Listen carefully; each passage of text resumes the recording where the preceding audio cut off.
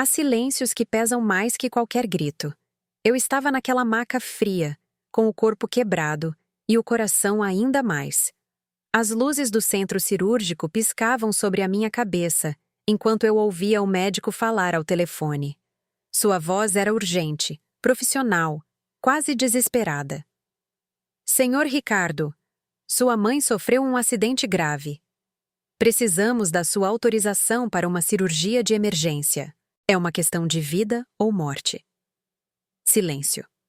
Depois a voz do meu filho, clara, fria, como se estivesse recusando uma ligação de telemarketing. Estou no aniversário da minha sogra. Se ela morrer, me avise depois. O médico ficou imóvel. Eu também. Não foi a dor das costelas quebradas que me fez fechar os olhos. Foi ouvir aquelas palavras saindo da boca do menino que eu carreguei por 9 meses, que amamentei durante noites sem dormir, que abracei toda vez que sentiu medo. Se ela morrer, me avise depois. Como se eu fosse uma pendência burocrática, uma ligação que pode esperar, algo que se resolve amanhã. Eu me chamo Helena Almeida, tenho 59 anos, e naquela noite, naquela maca, enquanto os médicos corriam para salvar minha vida, entendi algo que nenhuma mãe deveria ter que aprender. Criar um filho não garante que ele te veja como humana. Mas havia algo que meu filho Ricardo não sabia. Algo que ninguém naquela sala de emergência sabia, exceto o médico que segurava minha mão enquanto me preparavam para a cirurgia. Eu não era apenas uma mãe abandonada em um hospital. Eu era a dona daquele hospital.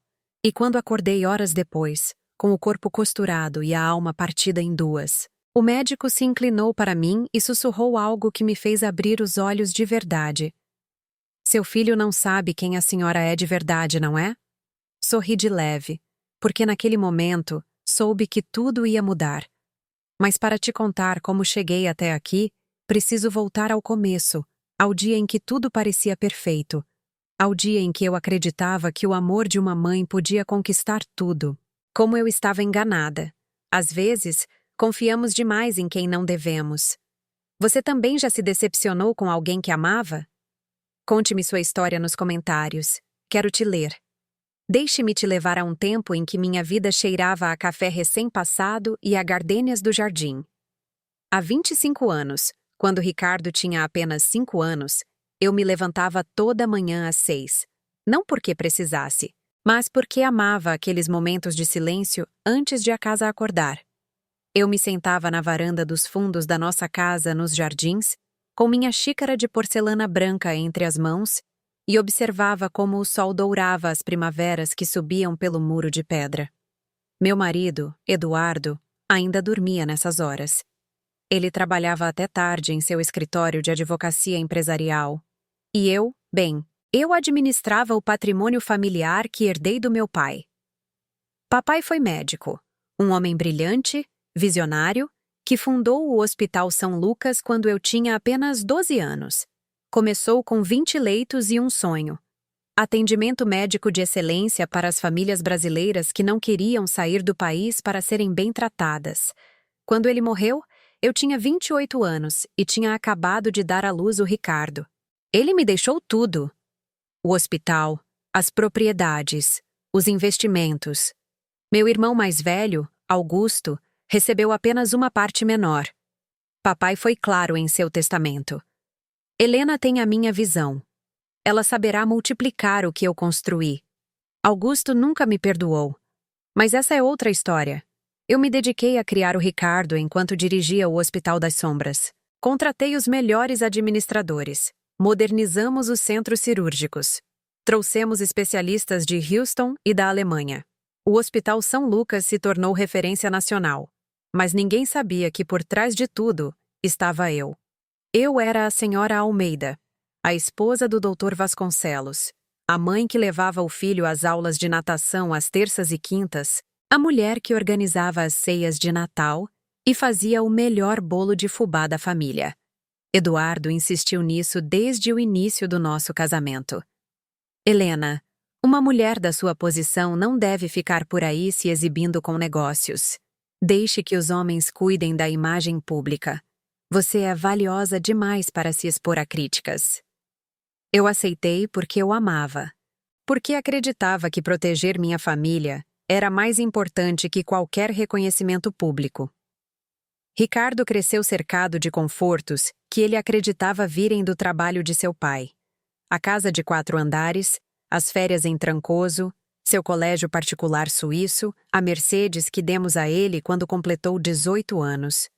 Nunca lhe contei a verdade. Nunca lhe disse que cada centavo que pagava sua educação saía da minha herança, do meu trabalho silencioso, das minhas decisões financeiras que multiplicaram o patrimônio familiar 5 vezes em 2 décadas. Eu queria que ele fosse feliz, que não carregasse o peso de saber que sua mãe era mais do que uma dona de casa, que simplesmente aproveitasse ser meu filho. Lembro-me de uma tarde de domingo. Ricardo tinha talvez 7 anos. Estávamos no jardim. Ele perseguia borboletas amarelas entre as roseiras. Tropeçou e ralou o joelho.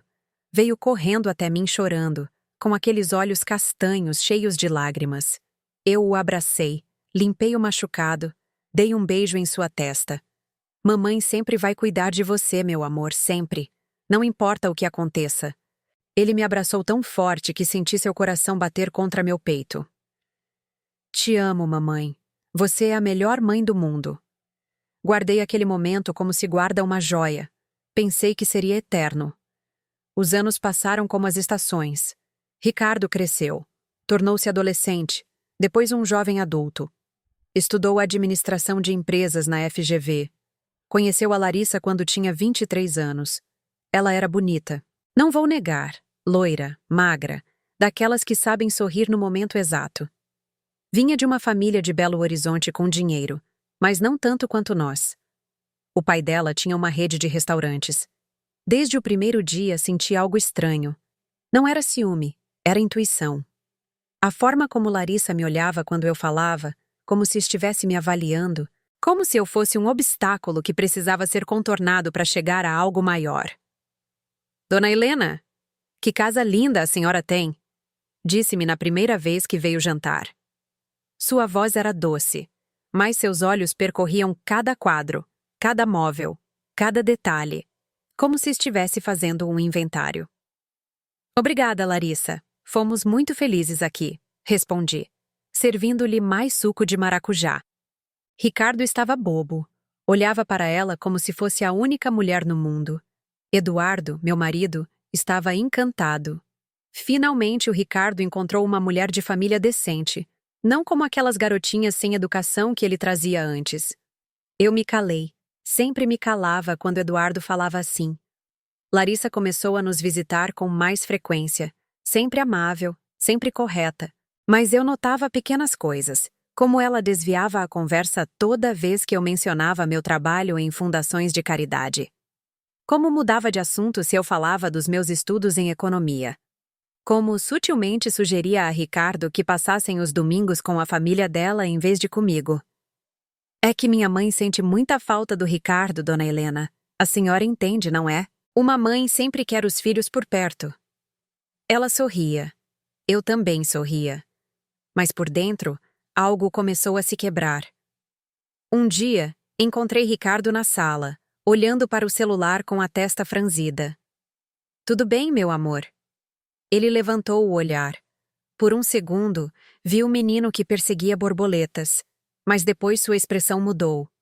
Mãe, a Larissa e eu estamos pensando em nos casar no ano que vem.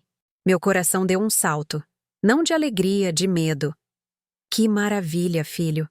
Fico muito feliz. Menti pela primeira vez na minha vida. Menti para meu filho sobre o que sentia. Porque uma mãe não deve ser egoísta. Uma mãe deve se alegrar quando seu filho encontra o amor, certo? Naquela noite, enquanto Eduardo dormia ao meu lado, roncando suavemente, eu fiquei acordada olhando para o teto. Pela primeira vez em 25 anos, senti que algo estava prestes a mudar. Algo que eu não poderia controlar. Algo que me custaria muito mais do que eu jamais imaginei. Mas eu ainda não sabia o quê. Ainda acreditava que o amor de uma mãe era suficiente para manter tudo em seu lugar. Que inocente eu fui! Enquanto conto tudo isso, Penso em onde você está me ouvindo. Escreva o nome da sua cidade nos comentários. Há fraturas que não se veem a olho nu, como aquelas rachaduras finas na porcelana que você só nota quando aproxima a xícara da luz. Foi assim que meu relacionamento com Ricardo começou a se quebrar. Tão devagar, tão sutil, que no início pensei que era imaginação minha. O casamento foi celebrado no jardim de uma fazenda histórica no interior de São Paulo. 300 convidados. Flores brancas por toda parte. Bossa nova ao entardecer. Eu paguei tudo, claro, $200.000 que saíram da minha conta pessoal, mas que Ricardo e Larissa agradeceram como se tivesse sido um esforço conjunto de Eduardo e meu. Eduardo assinou os cheques. Eu transferi o dinheiro. Ninguém perguntou de onde ele realmente vinha. Lembro-me do momento em que Ricardo e Larissa trocaram as alianças. O sol se punha atrás das montanhas, pintando tudo de laranja e rosa. Meu filho estava tão bonito com seu terno cinza chumbo, tão feliz. Eu chorei. Todas as mães choram nos casamentos dos filhos, mas minhas lágrimas não eram só de alegria. Eram de despedida, porque algo dentro de mim sabia que estava perdendo meu filho de uma forma que nunca poderia recuperar. Larissa estava radiante com seu vestido de renda francesa. Quando passou por mim a caminho do altar, pegou minha mão e sussurrou: "Obrigada por tudo, sogrinha. Vou cuidar muito bem do Ricardo." Sogrinha. Não Dona Helena. Não Helena. Sogrinha. Como se eu não fosse mais uma pessoa completa. Apenas um papel. Uma etiqueta. A mãe do noivo. Sorri. Apertei sua mão. Sei que vai, minha filha. Outra mentira. Depois do casamento, os recém-casados se mudaram para um apartamento no Itaim Bibi que eu ajudei a mobiliar. Bem, ajudei é pouco. Paguei a entrada, paguei os móveis, paguei a cozinha planejada alemã que Larissa queria. "É que estamos começando, Dona Helena", explicou-me Larissa uma tarde, enquanto tomávamos café na minha sala. O Ricardo mal tem 2 anos na empresa do pai. Ainda não ganhamos o suficiente para nos dar esses luxos. Mas a senhora sabe como é, né? Tem que manter as aparências. Manter as aparências. Dei o dinheiro sem reclamar. Nos primeiros meses após o casamento, Ricardo ainda vinha me visitar aos domingos. Chegava sozinho, sem a Larissa, e almoçávamos juntos na varanda, como quando ele era criança. "E a Larissa?" Eu perguntava enquanto lhe servia a moqueca baiana, sua favorita. "Está com a mãe dela. Sabe como são as mulheres. Precisam do tempo delas juntas." Eu assentia, servia mais arroz, mas as visitas foram se espaçando. Primeiro a cada 2 semanas, depois uma vez por mês, depois apenas em datas especiais. "Mãe, é que estamos muito ocupados com o trabalho e a casa nova." "Mãe, é que a Larissa não está se sentindo bem. Acho que comeu algo que não caiu bem." "Mãe, é que temos um jantar com os pais da Lari. Sabe como é? Tem que fortalecer os laços familiares." Cada desculpa era razoável. Cada justificativa fazia sentido, mas o vazio crescia. Numa tarde de quinta-feira, decidi visitá-lo sem avisar. Levei um pote com bobó de camarão que tinha preparado especialmente para o Ricardo. Sabia que era seu prato favorito, o que o lembrava das férias em família na Bahia quando era pequeno. Toquei a campainha do apartamento deles 3 vezes.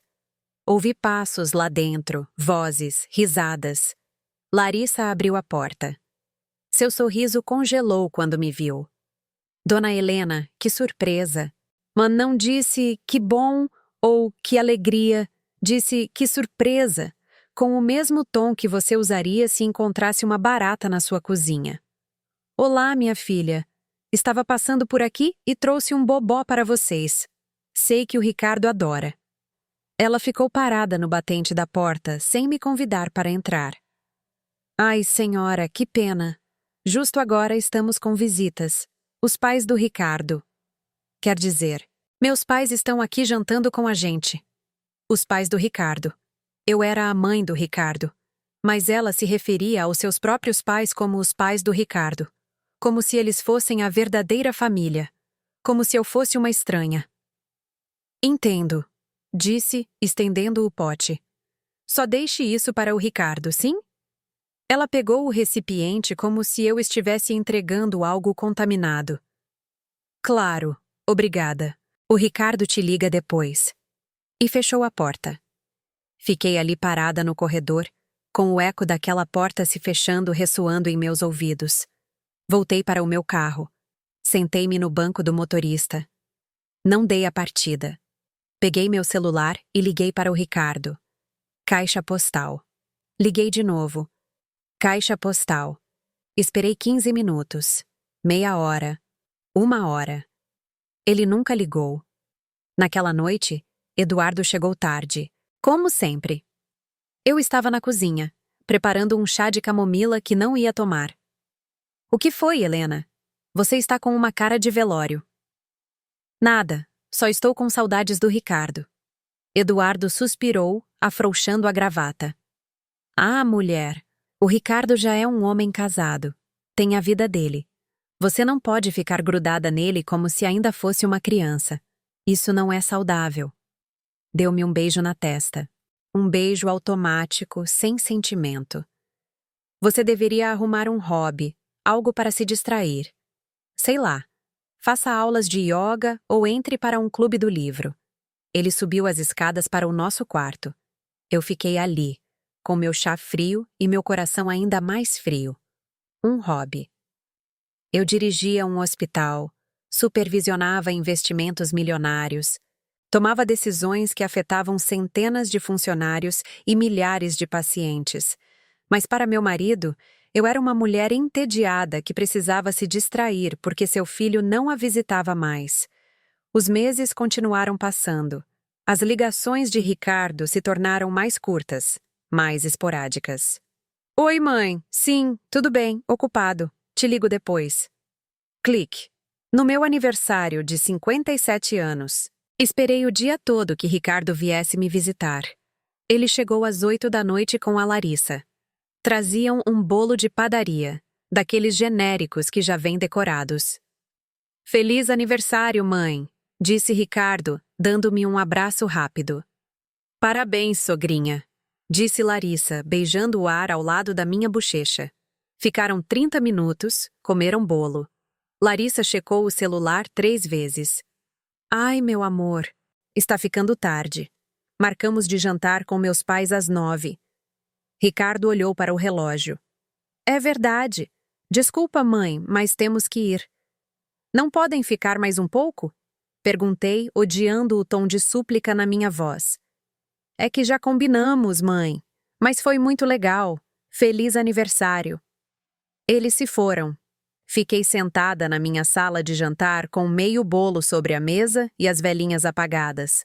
Eduardo nem tinha descido. Estava em seu escritório, em uma videoconferência. Chorei naquela noite. Chorei como não chorava desde que meu pai morreu, porque entendi algo terrível. Eu havia criado um filho para o mundo, e o mundo estava tirando-o de mim pouco a pouco, visita a visita, desculpa a desculpa, e eu não sabia como impedir. 2 meses depois, Larissa anunciou que estava grávida. Eu deveria ter ficado feliz. Ia ser avó. Mas quando Ricardo me deu a notícia por telefone, a primeira coisa que disse foi: Mãe, a mãe da Lari vai ficar com a gente nos primeiros 3 meses para ajudar com o bebê. Sabe como é? Ela tem mais experiência recente com crianças pequenas. Mais experiência. Eu havia criado Ricardo sozinha enquanto gerenciava um império médico. Mas a mãe da Larissa, que tinha uma empregada para tudo, tinha mais experiência. Claro, filho, o que precisarem. Desliguei o telefone e, pela primeira vez, permiti que um pensamento sombrio cruzasse minha mente. Em que momento me tornei invisível para meu próprio filho? Em que momento deixei de ser Helena Almeida, a mulher que construiu tudo, e me tornei apenas mãe? Uma mãe que atrapalha, que sobra, que precisa arrumar um hobby. Eu não sabia então, mas estava prestes a descobrir da forma mais cruel possível, porque as rachaduras invisíveis, quando finalmente se rompem, destroem tudo. Há coisas que uma mãe prefere não ver, como quando seu filho de 3 anos esconde um brinquedo quebrado atrás do sofá, e você finge não ter notado porque quer acreditar que foi um acidente, não uma mentira. Foi assim que comecei a viver, fingindo não notar. Quando meu neto Mateus nasceu, eu estava na sala de espera do Hospital São Lucas, meu próprio hospital, embora Ricardo não soubesse. Irônico, não?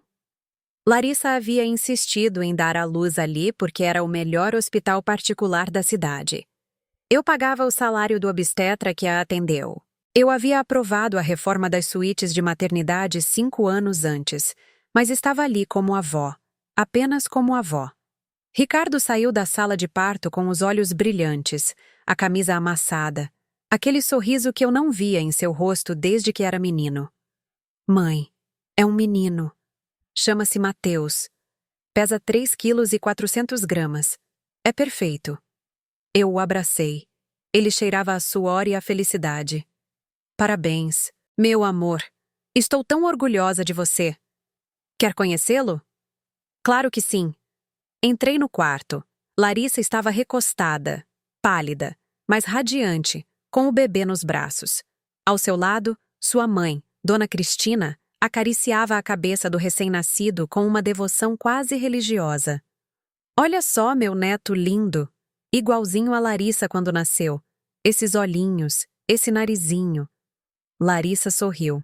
Mamãe diz que ele tem a sua boca amor, disse ela a Ricardo. Ninguém mencionou que o bebê se parecia comigo. Aproximei-me, estendi os braços. Posso segurá-lo? Larissa hesitou por apenas 1 segundo, mas eu notei. Claro, dona Helena, só que ele é muito delicado. Tem que segurar bem a cabecinha. Como se eu não soubesse segurar um bebê. Como se eu não tivesse segurado o Ricardo 1000 vezes. Peguei Mateus em meus braços. Ele era quente, macio, perfeito. Cheirava aquela mistura de talco e leite que todos os recém-nascidos têm. Senti uma onda de amor tão forte que meu peito doeu. Olá, meu anjo, sou sua avó Helena. Dona Cristina pigarreou. Bem, na verdade, nós vamos chamá-lo de vovó Tina e vovô Carlos, para ele não se confundir com tantos nomes, não é, Larissa? Larissa assentiu. Sim, mãe, assim é mais fácil para o bebê. E eu? Perguntei, embora já soubesse a resposta. A senhora pode ser, sei lá, vovó Lena ou simplesmente Helena. Como preferir. Vovó Lena. Nem sequer a avó completa, apenas Lena. Como se meu nome fosse muito longo, muito importante. Demais. Claro, disse eu. Como vocês preferirem. Devolvi o bebê. Saí do quarto com uma desculpa sobre o trânsito. No elevador do hospital, uma enfermeira me reconheceu. Dona Helena, que prazer vê-la. Tudo bem? Sim, Cida. Tudo bem. Acabo de conhecer meu neto. Que bênção. Parabéns. Sorri, mas por dentro algo estava apodrecendo. Decidi que não importava, que o importante era estar presente. Então, fiz o que as avós fazem. Comprei roupas de bebê. Mandei fazer um Moisés de vime italiano. Contratei uma nutricionista para criar cardápios especiais para Larissa durante a amamentação. Enviava tudo para o apartamento deles. Às vezes com um bilhete, às vezes apenas com o remetente. Ricardo me ligava para agradecer. Obrigado, mãe. O Moisés é lindo. Obrigado, mãe. A roupa que você mandou é de ótima qualidade. Mas nunca me convidavam para visitá-los. É que o Mateus ainda é muito pequeno, mãe. O pediatra diz que ele não deve ter muita exposição a visitas por causa do sistema imunológico. É que estamos numa rotina de sono muito rigorosa, mãe. Se alguém vier, descontrola tudo. É que a casa está uma bagunça, mãe. Melhor em algumas semanas. Semanas que se tornaram meses. Eu via meu neto em fotos que Larissa postava no Instagram. Mateus com a vovó Tina. Mateus com o vovô Carlos. Mateus no jardim da casa dos pais da Larissa. Eu não aparecia em nenhuma foto. Numa tarde não aguentei mais. Comprei um bolo de cenoura na confeitaria que Ricardo gostava e apareci em seu apartamento. Toquei a campainha. Larissa abriu. Trazia Mateus carregado em um sling. Dona Helena, não sabíamos que viria. Por isso é uma surpresa. Minha filha. Trouxe bolo. Pensei que poderíamos tomar um café juntas. Ela vacilou. Olhou para trás. É que bem agora o Mateus está prestes a tirar a soneca dele. E se ele não dormir a esta hora, descontrola a noite toda. Posso esperar você colocá-lo para dormir. Não tenho pressa. Ai, senhora, é que depois tenho que preparar o jantar e logo vem minha mãe me ajudar com o banho do bebê. Está tudo muito cronometrado, entende? Eu entendia perfeitamente. Entendia que estava atrapalhando. Claro. Posso só dar um beijo no Mateus? Ela suspirou como se eu estivesse pedindo algo impossível. Está bem, mais rápido porque ele se agita. Aproximei-me. Mateus estava dormindo no peito da mãe. Dei um beijo em sua testa. Cheirava a lavanda e a leite. Adeus, meu amor. Sussurrei. Larissa já estava fechando a porta. Obrigada pelo bolo, senhora. O Ricardo te liga depois. A porta se fechou. Eu fiquei ali, naquele corredor que cheirava a comida requentada e a aromatizador de ambiente barato, carregando minha bolsa e meu orgulho quebrado. Ricardo nunca ligou. Comecei a aceitar as migalhas. Uma ligação a cada 2 semanas, uma visita a cada 2 meses, Oi, mãe. Estamos bem? Te amamos? Que soava a roteiro decorado. Eduardo me dizia que eu estava exagerando. Helena, o Ricardo tem a família dele. É normal que ele passe mais tempo com a esposa e o filho. Deixe de ser tão intensa. Tão intensa? Eu, que havia engolido minha voz por 30 anos para ser a esposa perfeita, a mãe perfeita, a mulher invisível que sustentava tudo sem pedir crédito. Eu era tão intensa. Comecei a ir mais ao hospital. Participava das reuniões de diretoria que antes delegava. Revisava pessoalmente os balanços financeiros. Caminhava pelos corredores conversando com médicos e enfermeiras. Precisava me sentir útil. Precisava lembrar que eu era alguém além de uma avó rejeitada. O Dr. Maurício, o diretor médico, me parou um dia no corredor da administração. Dona Helena, que bom tê-la mais por aqui. Tudo bem? Sim, doutor. Só precisava me manter ocupada. Ele me olhou com aqueles olhos sábios de quem já viu dor demais. Às vezes os filhos se esquecem de quem nós realmente somos. Mas a vida tem formas de lembrá-los. Não entendi o que ele quis dizer naquele momento, mas entenderia em breve. No aniversário de 2 anos de Mateus, recebi um convite pelo WhatsApp. Festa de aniversário do Mateus. Domingo, 15 horas. Salão de festas Os Girassóis. Confirme presença. Uma mensagem de grupo, impessoal, como se fosse um convite de casamento de alguém que mal conheço. Cheguei cedo. Levei um presente enorme. Uma bicicleta com rodinhas que mandei trazer da Alemanha. $300 mais o frete. O salão estava decorado com balões azuis e brancos. Havia uma mesa longa cheia de comida, palhaços, um pula-pula e na mesa principal, fotos enormes de Mateus com a vovó Tina, com o vovô Carlos, com Larissa e Ricardo. Nenhuma foto comigo. Era como se eu não existisse na vida do meu neto. Larissa me cumprimentou com seu sorriso de catálogo. Dona Helena, que bom. Olhe, sente-se por aqui, com as tias do Ricardo. Ela me colocou em uma mesa lateral, longe da família, longe do aniversariante. Durante toda a festa, vi como Dona Cristina carregava Mateus, como lhe dava bolo, como limpava seu rostinho. Eu estava a 5 metros, mas poderia estar em outro país. Na hora de abrir os presentes, Mateus abriu o meu por último. Olha, meu amor, sua avó Helena te trouxe uma bicicleta, disse Larissa com voz cantada. Mateus nem olhou para mim. Tinha 2 anos. Não sabia quem eu era. Para ele, eu era uma estranha que aparecia de vez em quando com presentes caros. Naquela noite, na minha casa vazia, sentei-me na varanda onde costumava tomar café há 25 anos. As gardênias não cheiravam mais da mesma forma. Ou talvez fosse eu quem havia mudado. Peguei meu celular, liguei para o Ricardo. Chamou 5 vezes. Caixa postal. Liguei de novo. Caixa postal. Uma 3ª vez. Ele finalmente atendeu. Mãe, o que foi? É tardíssimo. Eram 9 da noite. Só queria saber se chegaram bem em casa e te agradecer por me convidar para a festa do Mateus. Silêncio. Sim, mãe, tudo bem. Olha, estou muito cansado. A gente se fala amanhã? Claro, filho. Descanse. Ele desligou. Fiquei ali com o celular na mão e um nó na garganta. Estava perdendo meu filho. E o pior, eu havia permitido que acontecesse. Sorriso após sorriso, silêncio após silêncio, aceitando migalhas como se fossem banquetes. Porque uma boa mãe não reclama, uma boa mãe não atrapalha. Uma boa mãe se encolhe para que seus filhos tenham espaço para crescer, certo? Mas naquela noite, olhando as estrelas que mal se viam pela poluição da cidade, eu me perguntei: em que momento ser uma boa mãe significou desaparecer? Eu não tinha a resposta. Ainda não. Mas estava prestes a encontrá-la da forma mais dolorosa possível. Ainda me pergunto se fiz o certo ao ficar calada por tanto tempo. E você? O que teria feito no meu lugar? Dizem que a verdade sempre deixa rastros, como as migalhas de pão que as crianças deixam nos contos de fadas para encontrar o caminho de volta para casa. Só que, às vezes, essas migalhas nos levam a lugares que preferiríamos não conhecer. Tudo começou com uma ligação do banco. Era uma terça-feira de manhã.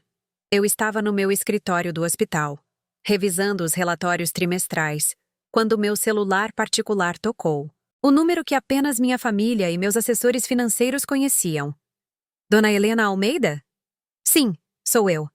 Aqui é o Felipe Bastos, do Departamento de Contas Corporativas. Desculpe o incômodo, mas temos uma situação que requer sua autorização. Meu coração deu um pulo. Que tipo de situação? Seu filho, o senhor Ricardo Vasconcelos, solicitou acesso à linha de crédito empresarial que a senhora mantém para emergências familiares. O valor que ele solicita é de US$ 500 mil. Minha boca secou. US$ 500 mil. Sim, senhora.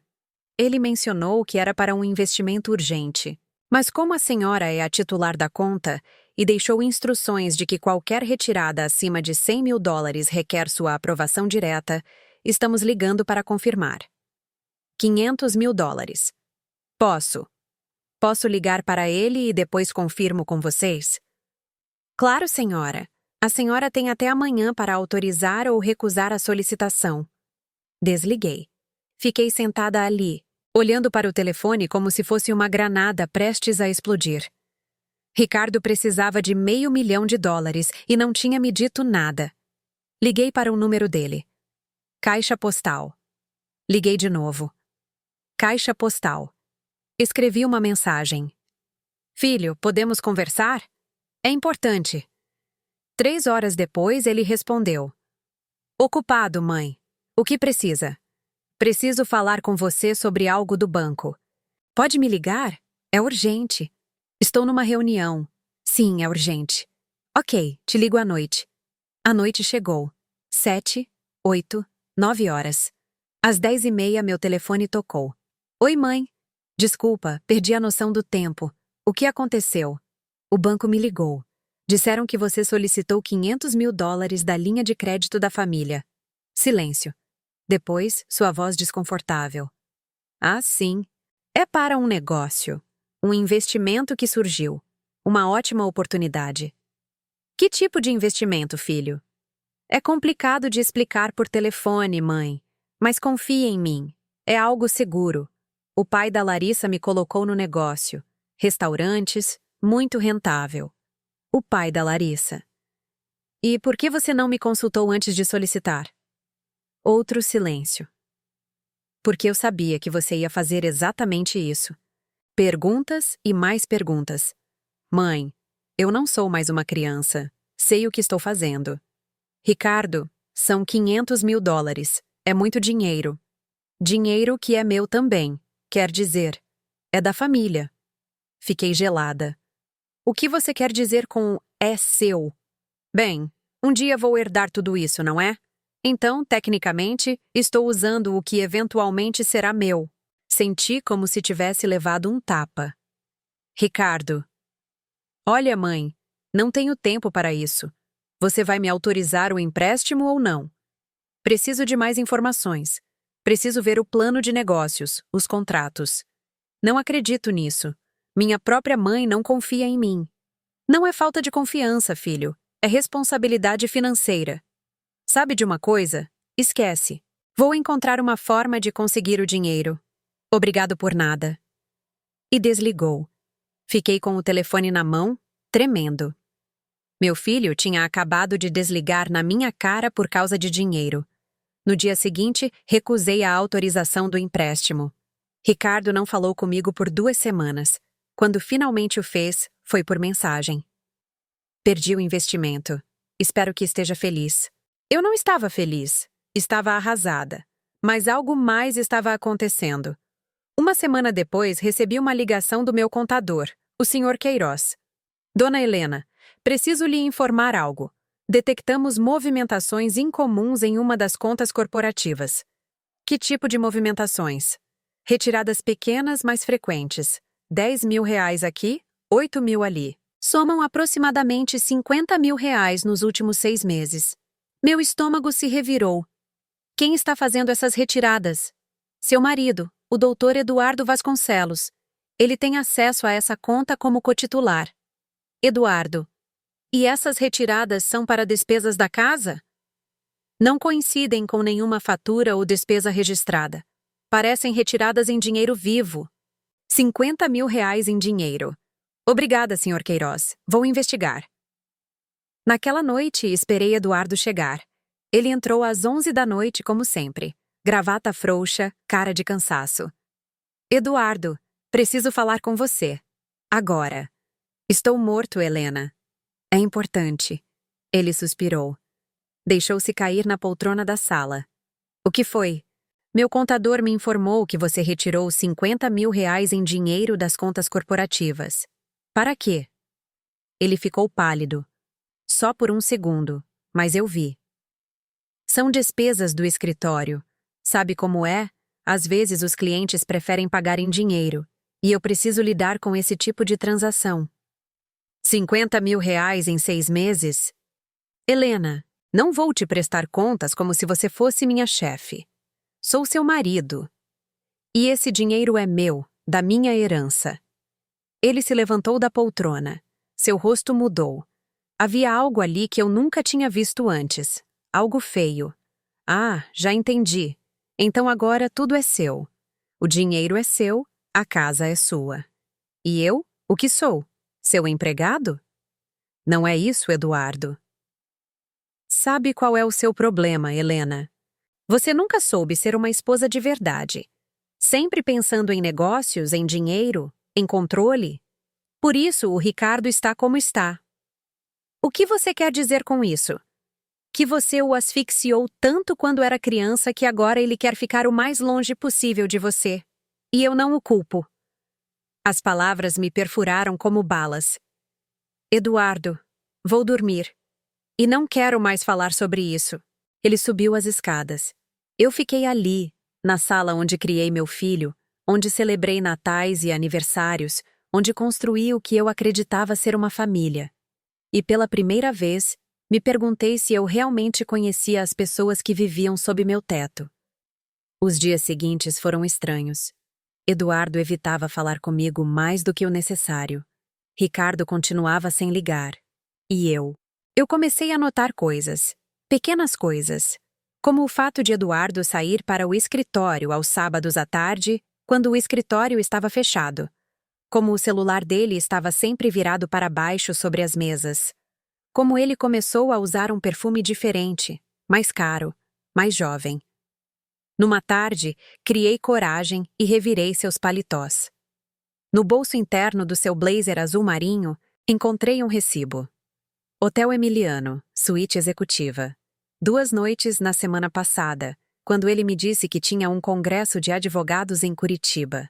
Sentei-me no chão do nosso closet, com aquele recibo nas mãos. 30 anos de casamento. E tudo era uma mentira. Não chorei. Eu não tinha mais lágrimas. Liguei para minha amiga Silvia, a única pessoa em quem podia confiar. Silvia, preciso que me faça um favor. O que precisar, Helena?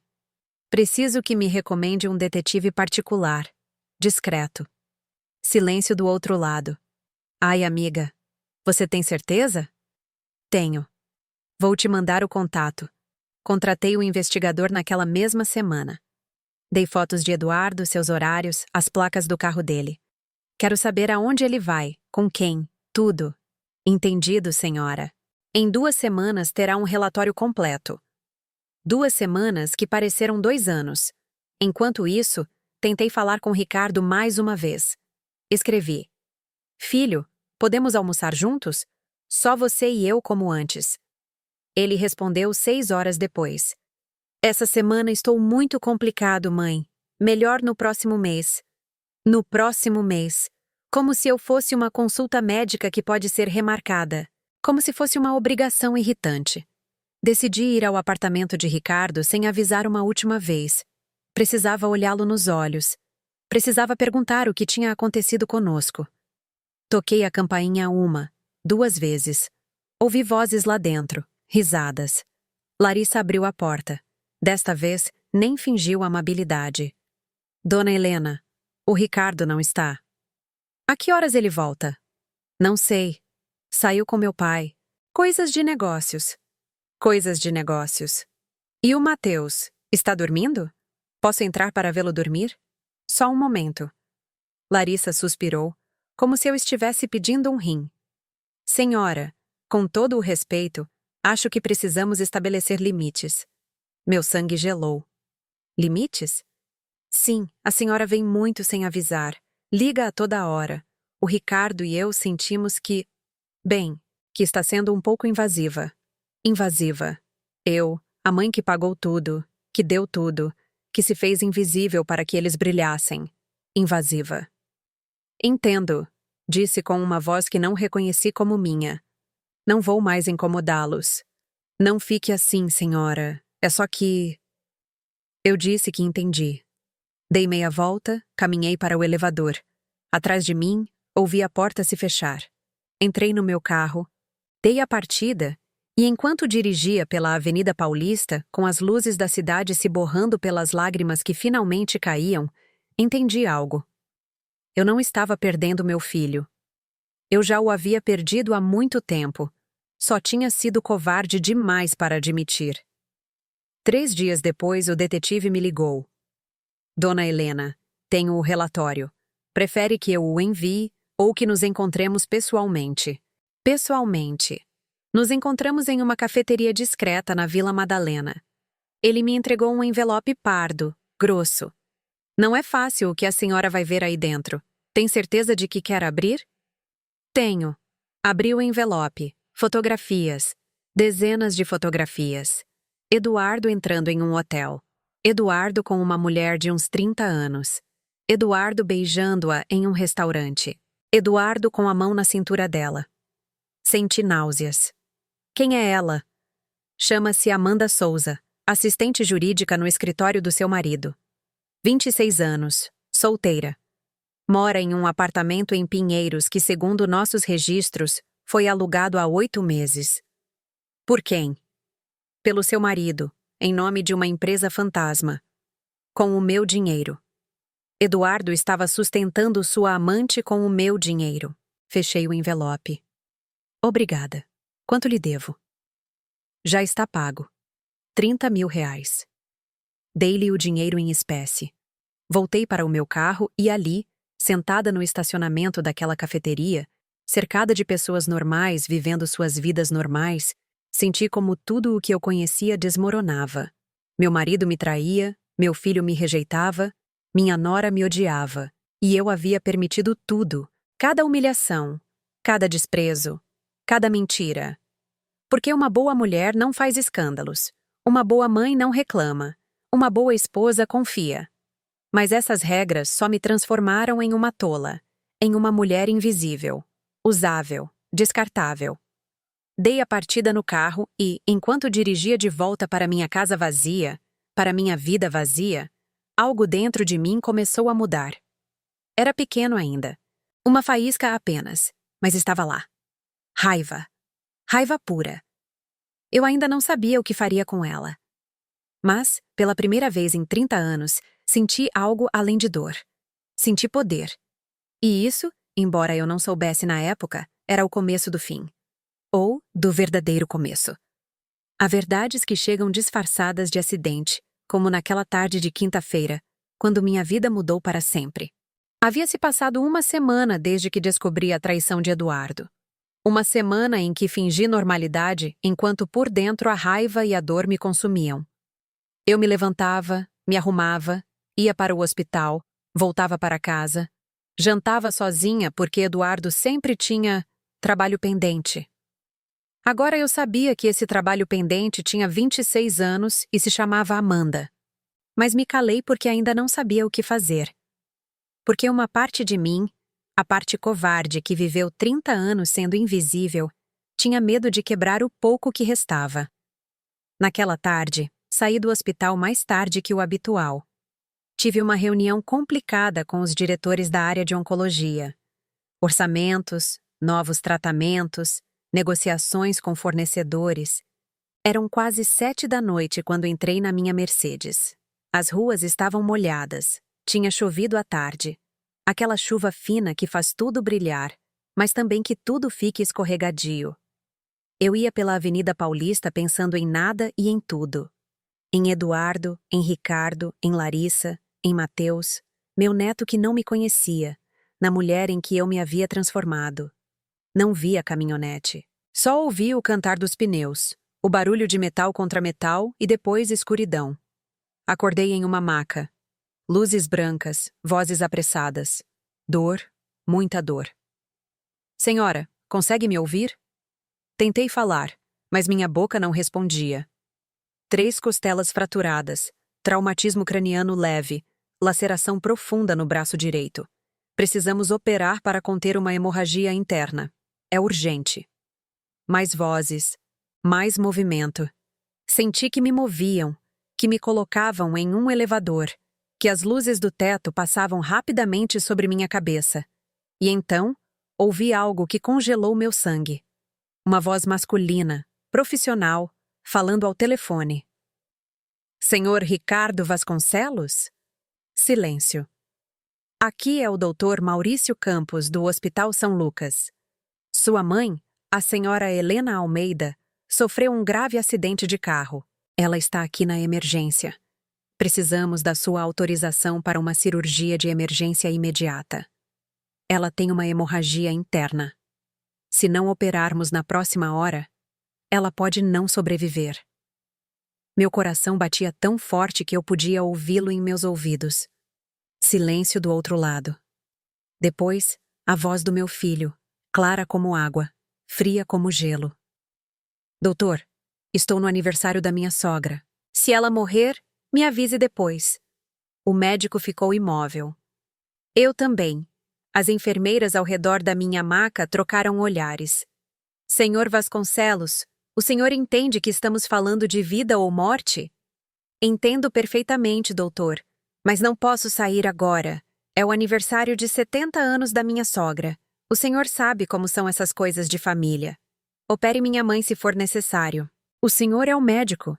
É para isso que lhe pagam, não é? Clique. Desligou. O médico abaixou o telefone lentamente. Ficou olhando para ele como se não pudesse acreditar no que acabara de ouvir. Uma das enfermeiras, a Cida, que me conhecia há anos, tinha lágrimas nos olhos.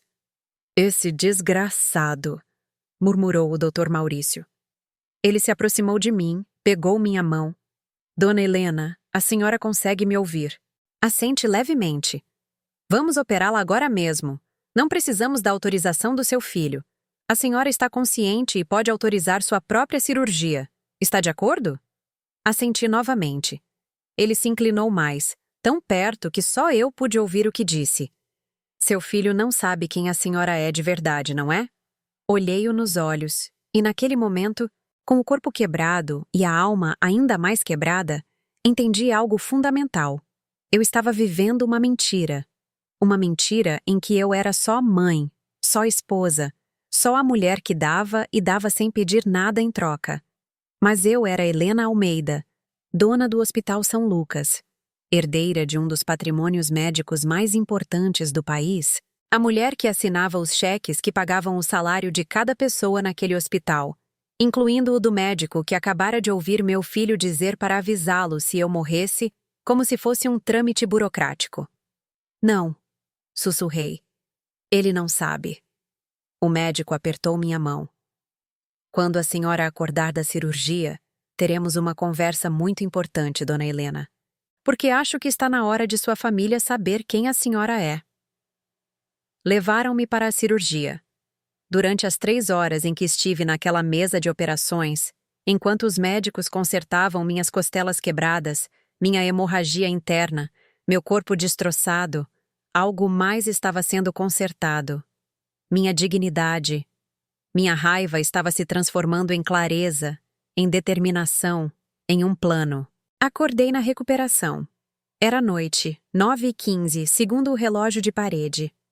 O Dr. Maurício estava sentado ao lado da minha cama, lendo um prontuário. Quando abri os olhos, ele sorriu. Bem-vinda de volta, dona Helena. A cirurgia foi um sucesso. A senhora vai sentir dor por algumas semanas, mas vai se recuperar completamente. Obrigada, doutor, sussurrei. A garganta ardia por causa do tubo de intubação. Seu marido está na sala de espera. Chegou há 1 hora quando o avisamos que a senhora já tinha saído da cirurgia. Perguntou como estava e disse que tinha que fazer umas ligações. Não entrou mais. Claro que não. E meu filho? O médico balançou a cabeça. Não ligou. Não veio. Fechei os olhos. O aniversário da sogra era mais importante que a vida da mãe. Doutor Maurício, disse, abrindo os olhos novamente. Há quanto tempo o senhor trabalha neste hospital? 15 anos, senhora. E o senhor sabe quem eu sou de verdade? Sei desde o primeiro dia. Seu pai, o Dr. Almeida, foi meu mentor. Ele me contratou pessoalmente. Ele me disse, Maurício, minha filha vai herdar tudo isso, mas ela prefere trabalhar nas sombras. Respeite isso. Mas nunca se esqueça de quem é a verdadeira chefe. Lágrimas rolaram por minhas bochechas. Meu pai sabia quem eu era. Ele me via. Diga-me uma coisa, doutor. O que o senhor faria se alguém que o senhor ama o tratasse como se não existisse? Ele ficou pensativo. Acho que eu os lembraria de que eu existo. E de que eles têm muito a perder se esquecerem disso. Sorri, embora cada músculo do meu rosto doesse. Vou precisar de alguns documentos, doutor. Amanhã, quando me sentir melhor. Os que a senhora precisar, dona Helena. E vou precisar de sua total discrição. A senhora a tem, sempre teve. Naquela noite, Eduardo finalmente entrou no meu quarto. Cheirava a perfume caro. Aquele perfume novo que ele usava para impressionar a Amanda. Helena, que susto você me deu. Como está? Como se lhe importasse. Dolorida, mas vou viver. Graças a Deus. Quando o hospital me ligou, quase tive um infarto. Estava num jantar de negócios. Não pude vir antes. Jantar de negócios no Hotel Emiliano, certamente. Você ligou para o Ricardo? Ele hesitou. Sim, mandei uma mensagem. Ele disse que viria amanhã. Sabe como ele é. Sempre ocupado. Sempre ocupado. No aniversário da sogra, enquanto a mãe morria. Eduardo, quero que vá para casa. Preciso descansar. Tem certeza? Posso ficar. Tenho certeza. Ele pareceu aliviado. Bem, então te vejo amanhã. Descanse.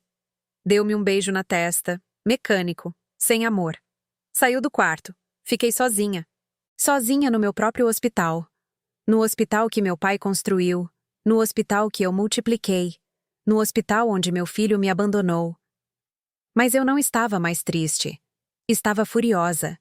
E a fúria, quando canalizada por uma mulher que guardou silêncio por 30 anos, é uma força imparável. Peguei meu celular, escrevi uma mensagem para minha advogada pessoal, a doutora Sanches. Helena, preciso te ver amanhã no hospital. É urgente. Vamos fazer algumas mudanças importantes nos meus documentos legais. Ela respondeu em 2 minutos. Estarei aí, Helena, na hora que você disser. Depois, liguei para o Sr. Queiroz, meu contador. Dona Helena, como está? Fiquei sabendo do acidente.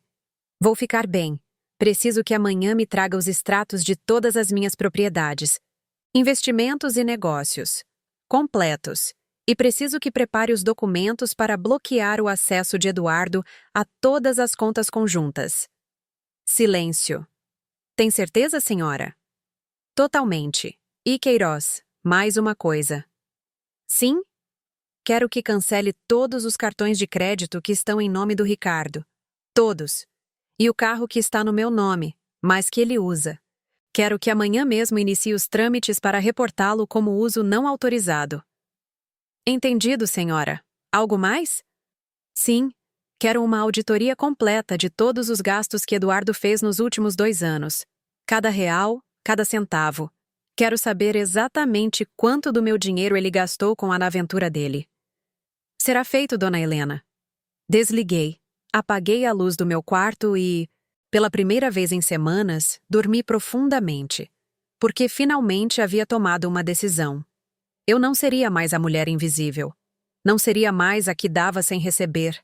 Não seria mais a tola que confundia amor com submissão. Meu filho havia dito: se ela morrer, me avise depois. Pois bem, a mulher que ele conhecia tinha acabado de morrer naquela mesa de operações. A que acordou era alguém completamente diferente. Alguém que eles não conheciam.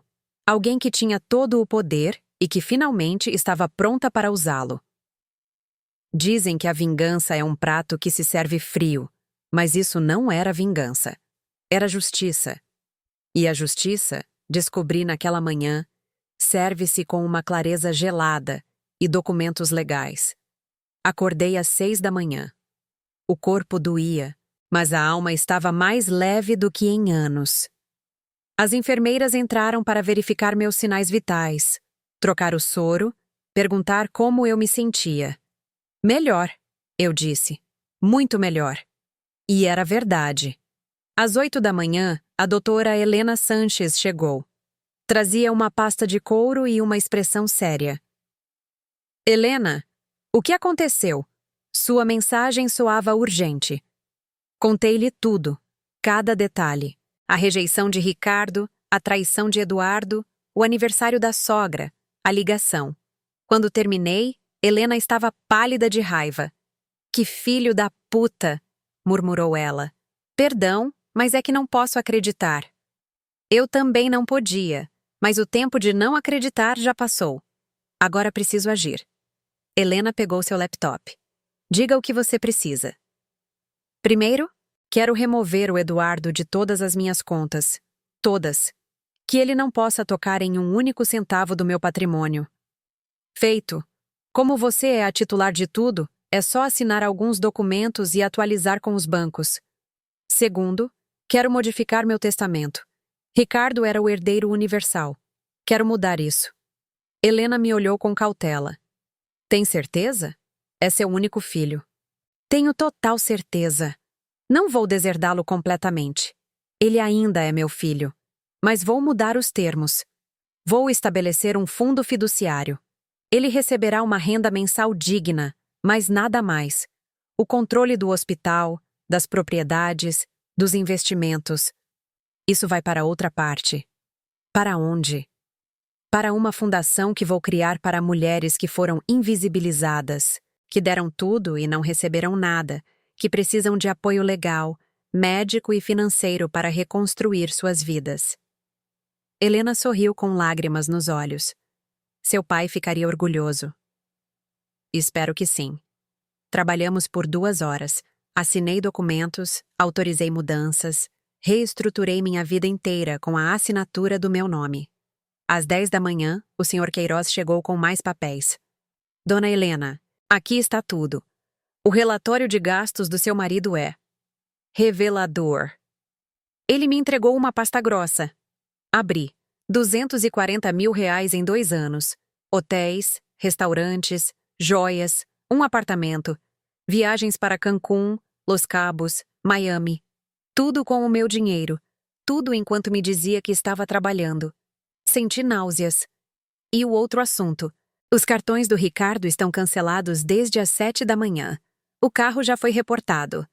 Legalmente, se ele o usar, é apropriação indébita. Os trâmites de bloqueio estão concluídos. Perfeito. Queiroz hesitou. Senhora, tem certeza disso? Seu filho vai. Vai o quê, Queiroz? Vai parar de falar comigo? Ele já não fala. Vai se afastar? Ele já está longe. Vai pensar que sou uma mãe ruim. Ele preferiu o aniversário da sogra à vida da própria mãe. Ele já pensa o pior de mim. O contador ficou em silêncio. Eu não tenho mais nada a perder, continuei. Mas tenho muito a recuperar, começando pela minha dignidade. Às 11 da manhã, Eduardo chegou. Trazia flores, um buquê de rosas brancas que provavelmente comprou na banca da esquina. Bom dia, meu amor. Como amanheceu? Bem. Sente-se, Eduardo. Precisamos conversar. Ele se sentou na cadeira ao lado da minha cama. Deixou as flores sobre a mesa. Peguei a pasta que Queiroz me dera. O que é isso? Perguntou ele. É um relatório de todos os gastos que você fez com o meu dinheiro nos últimos 2 anos. 240 mil reais, Eduardo, na sua amante. Ele ficou branco como papel. Helena, não fale. Apenas escute. Abri a pasta, tirei as fotos que o detetive me dera, coloquei-as sobre o lençol. Uma por uma. Eduardo no hotel. Eduardo beijando a Amanda. Eduardo com a mão na cintura dela. Eduardo entrando no apartamento que alugou para ela. Helena, por favor, me deixe explicar. Explicar o quê? Que você me engana com sua assistente? Que pagou um apartamento para ela com a minha herança? Que, enquanto eu achava que você trabalhava, você estava com ela? Ele cobriu o rosto com as mãos. Foi um erro terrível. Mas eu te amo, Helena. Você é minha esposa. Eu ri. Uma risada amarga que doeu em minhas costelas quebradas. Você me ama? Eduardo, há anos você não me ama. Há anos sou invisível para você. Só era útil para pagar suas contas, para manter seu nível de vida, para ser a esposa decorativa que organizava seus jantares de negócios. Não é verdade. É verdade, sim. E sabe de uma coisa? Não me importa mais, porque a partir de hoje, tudo muda. O que você quer dizer? Quero dizer que te removi de todas as minhas contas, que você não tem mais acesso ao meu dinheiro, que o apartamento da Amanda, aquele que você paga com a minha herança, acabou, que seu cartão corporativo está cancelado, que sua vida de luxo sustentada pelo meu patrimônio terminou. Ele se levantou da cadeira. Você não pode fazer isso. Sou seu marido. Tenho direitos. Direitos? Você assinou um acordo pré-nupcial há 30 anos, lembra? Por insistência sua. Porque não queria que as pessoas pensassem que você estava se casando por dinheiro. Naquele acordo, tudo o que eu herdei continua sendo meu. Você não tem direito a nada. Helena, por favor, podemos fazer terapia. Podemos consertar isso. Não há nada para consertar. Quero o divórcio, Eduardo. Silêncio. Ele se deixou cair na cadeira novamente. Divórcio? Sim, minha advogada já está preparando os papéis. Você pode ficar na casa até encontrar onde morar. Te dou 1 mês. Depois, se continuar lá, eu te tiro legalmente. Você não pode fazer isso. 30 anos de casamento.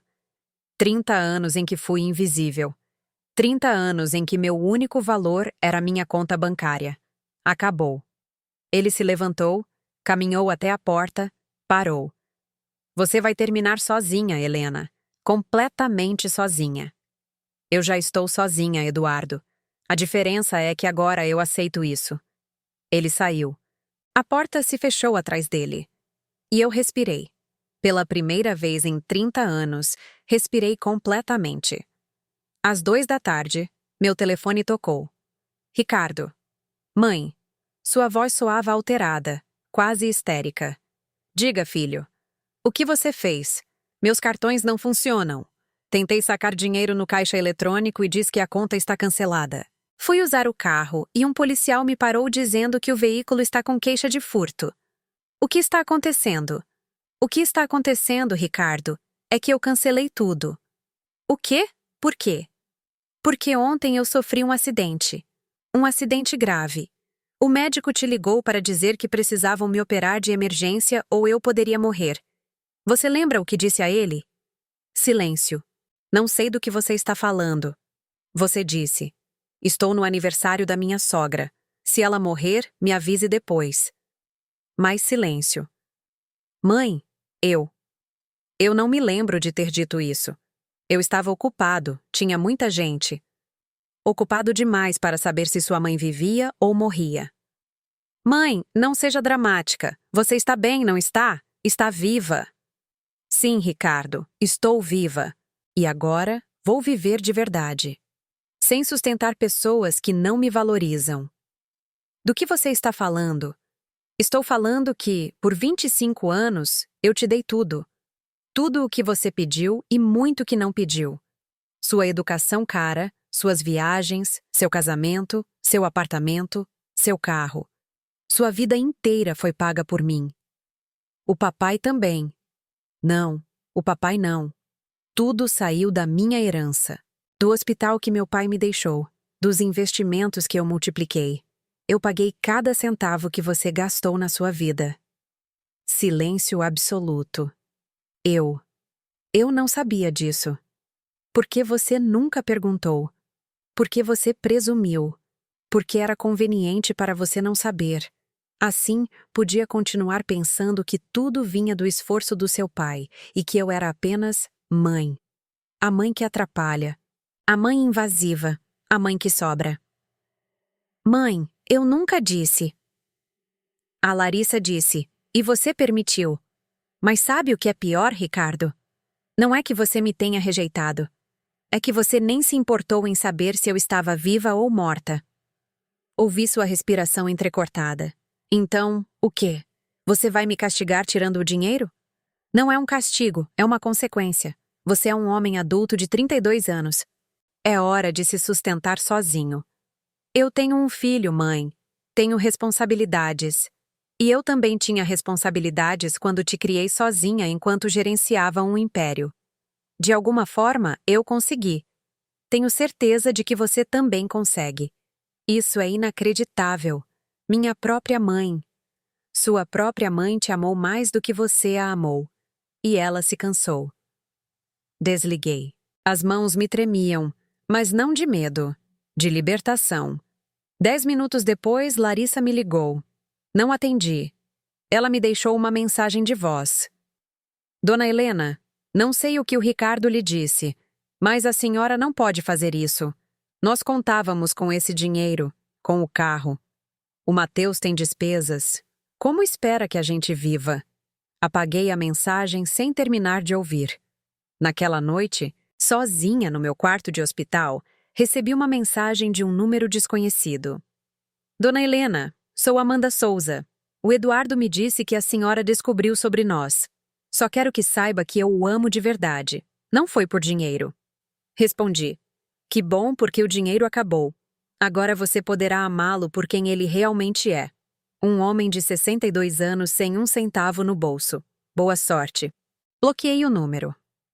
Os dias seguintes foram estranhos. Eduardo não voltou ao hospital. Mandou sua secretária buscar suas coisas em casa. Ricardo me ligou mais 3 vezes. Não atendi nenhuma. Larissa me mandou mensagens. Ignorei todas. O Dr. Maurício vinha me ver 2 vezes por dia. Como se sente, Dona Helena? Dolorida, mas cada dia melhor. Refiro-me a como se sente aqui, disse ele, apontando para o peito. Leve, respondi. Pela primeira vez em anos me sinto leve. Ele sorriu. Seu pai estaria muito orgulhoso da senhora. Espero que sim. Uma semana depois, recebi alta. Cheguei em casa, naquela casa enorme dos jardins que havia sido minha prisão dourada. Eduardo não estava mais lá. Havia deixado um bilhete sobre a mesa de jantar. Helena, cometi erros, mas isso é cruel demais. Nunca pensei que você seria capaz de destruir uma família assim. Espero que seja feliz sozinha. Destruir uma família. Não, eu não destruí nada. Eles destruíram. Eu só parei de segurar as ruínas. Sentei-me na varanda dos fundos, naquele lugar onde costumava tomar café há 25 anos. As gardênias continuavam ali, um pouco descuidadas, mas ali. Respirei fundo. O ar cheirava a chuva recente e a terra molhada. E pela primeira vez em décadas, senti-me em paz. Porque eu havia aprendido algo fundamental. O amor não é suficiente se for em uma única direção. A família não é sagrada se te torna invisível. E às vezes, perder tudo é a única forma de se encontrar. Meu filho me abandonou quando eu mais precisava. Meu marido me traiu durante anos, mas eu continuava aqui. Helena Almeida, dona da minha própria vida. Finalmente. Há silêncios que são mais eloquentes que 1000 palavras. Os primeiros dias sozinha naquela casa foram os mais silenciosos da minha vida. E os mais reveladores. Sem Eduardo chegando tarde com suas desculpas, sem Ricardo ignorando minhas ligações, sem o ruído constante de fingir que tudo estava bem. Só eu. E a verdade. Uma semana depois de sair do hospital, recebi uma visita inesperada. Eram 10 da manhã. Eu estava no meu escritório, revisando os planos da fundação que pretendia criar, quando a campainha tocou. Minha empregada, Carmela, a única que esteve comigo todos esses anos, entrou na sala. Senhora, o jovem Ricardo está aqui. Diz que precisa falar com a senhora urgentemente. Meu coração deu um pulo. Uma parte de mim, aquela parte de mãe que nunca morre completamente, quis correr para abraçá-lo. Quis acreditar que ele viera se desculpar, dizer que estava errado. Mas a outra parte, a parte que despertou naquela maca de hospital, sabia que não era bem assim. Pode mandá-lo entrar. Ricardo entrou. Parecia cansado, com olheiras profundas. O terno amassado, aquele brilho de privilégio que sempre tivera nos olhos havia se apagado. Mãe. Ricardo. Sente-se. Ele se sentou no sofá. O mesmo sofá onde brincara quando criança, onde assistira a desenhos, onde eu lhe lera histórias antes de dormir. Como você está? Perguntou. Me recuperando. As costelas ainda doem, mas vou ficar bem. Fico feliz. Silêncio desconfortável. O que você veio fazer aqui, filho? Ele respirou fundo. Vim falar sobre o que aconteceu, sobre o que você disse, sobre o dinheiro. Aí estava, o verdadeiro motivo. O que há para falar? Mãe, eu não sabia que tudo vinha de você. Sempre pensei que o papai... Ricardo, por favor, não me insulte com mentiras piedosas. Você poderia ter perguntado a qualquer momento. Poderia ter tido curiosidade. Mas nunca se interessou em saber. Era conveniente para você não saber. Ele abaixou o olhar. Você tem razão. Mas olha, entendo que esteja com raiva. Entendo que o que eu disse ao telefone foi errado. Mas cancelar tudo, me deixar sem nada. Isso é demais, mãe. Eu tenho um filho, tenho despesas. E eu também tive despesas quando te criei. De alguma forma, resolvi. Mas você tinha a herança do vovô.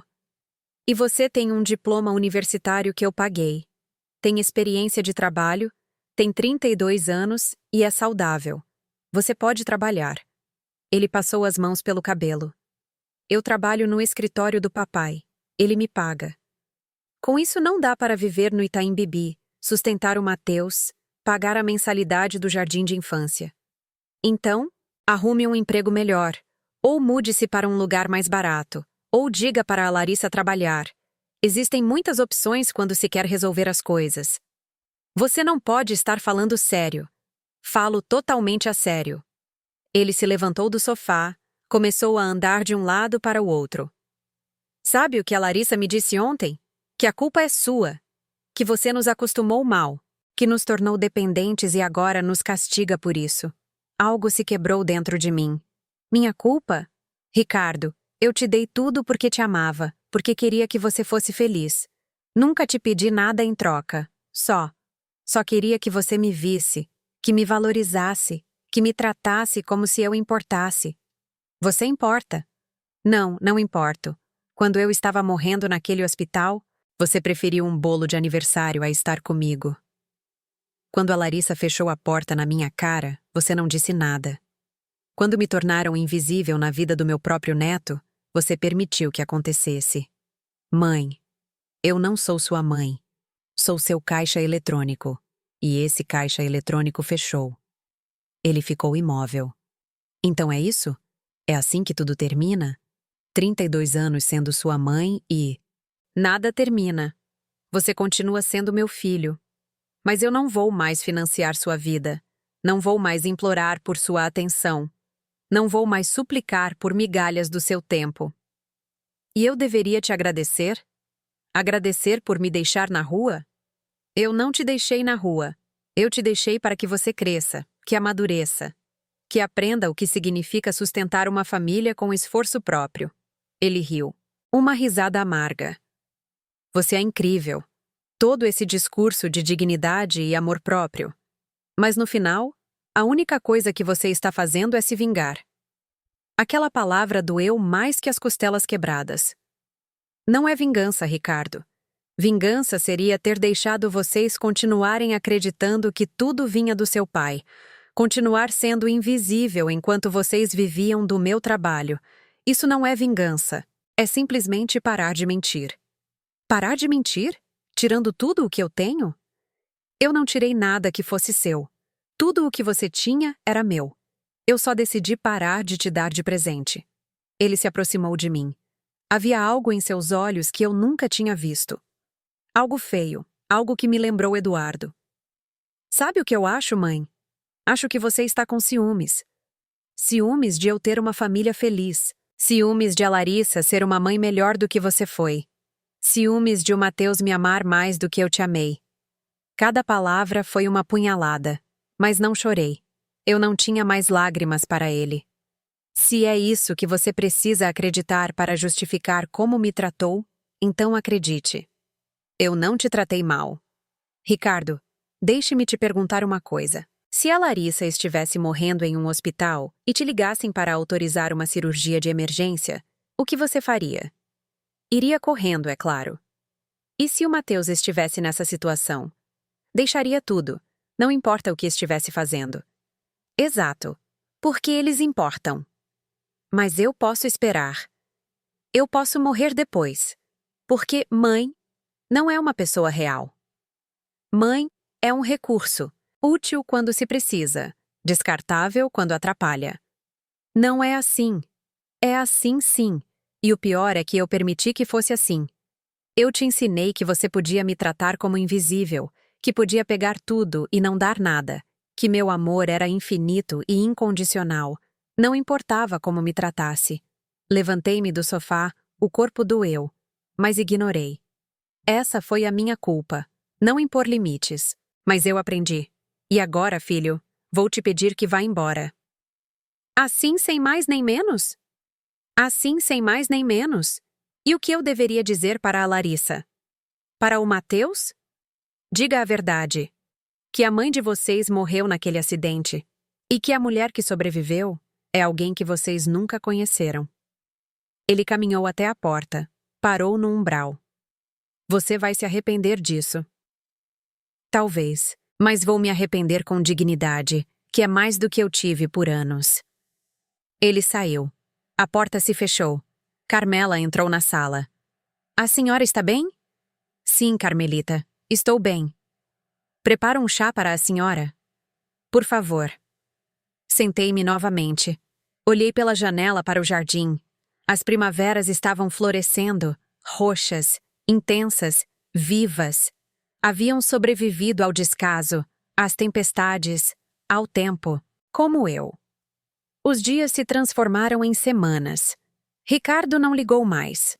Larissa me mandou uma última mensagem. Dona Helena, espero que saiba que está prejudicando seu neto. O Mateus pergunta por você, mas eu expliquei que a vovó está muito ocupada sendo egoísta. Bloqueei o número dela. Eduardo mandou os papéis do divórcio. Assinei sem ler.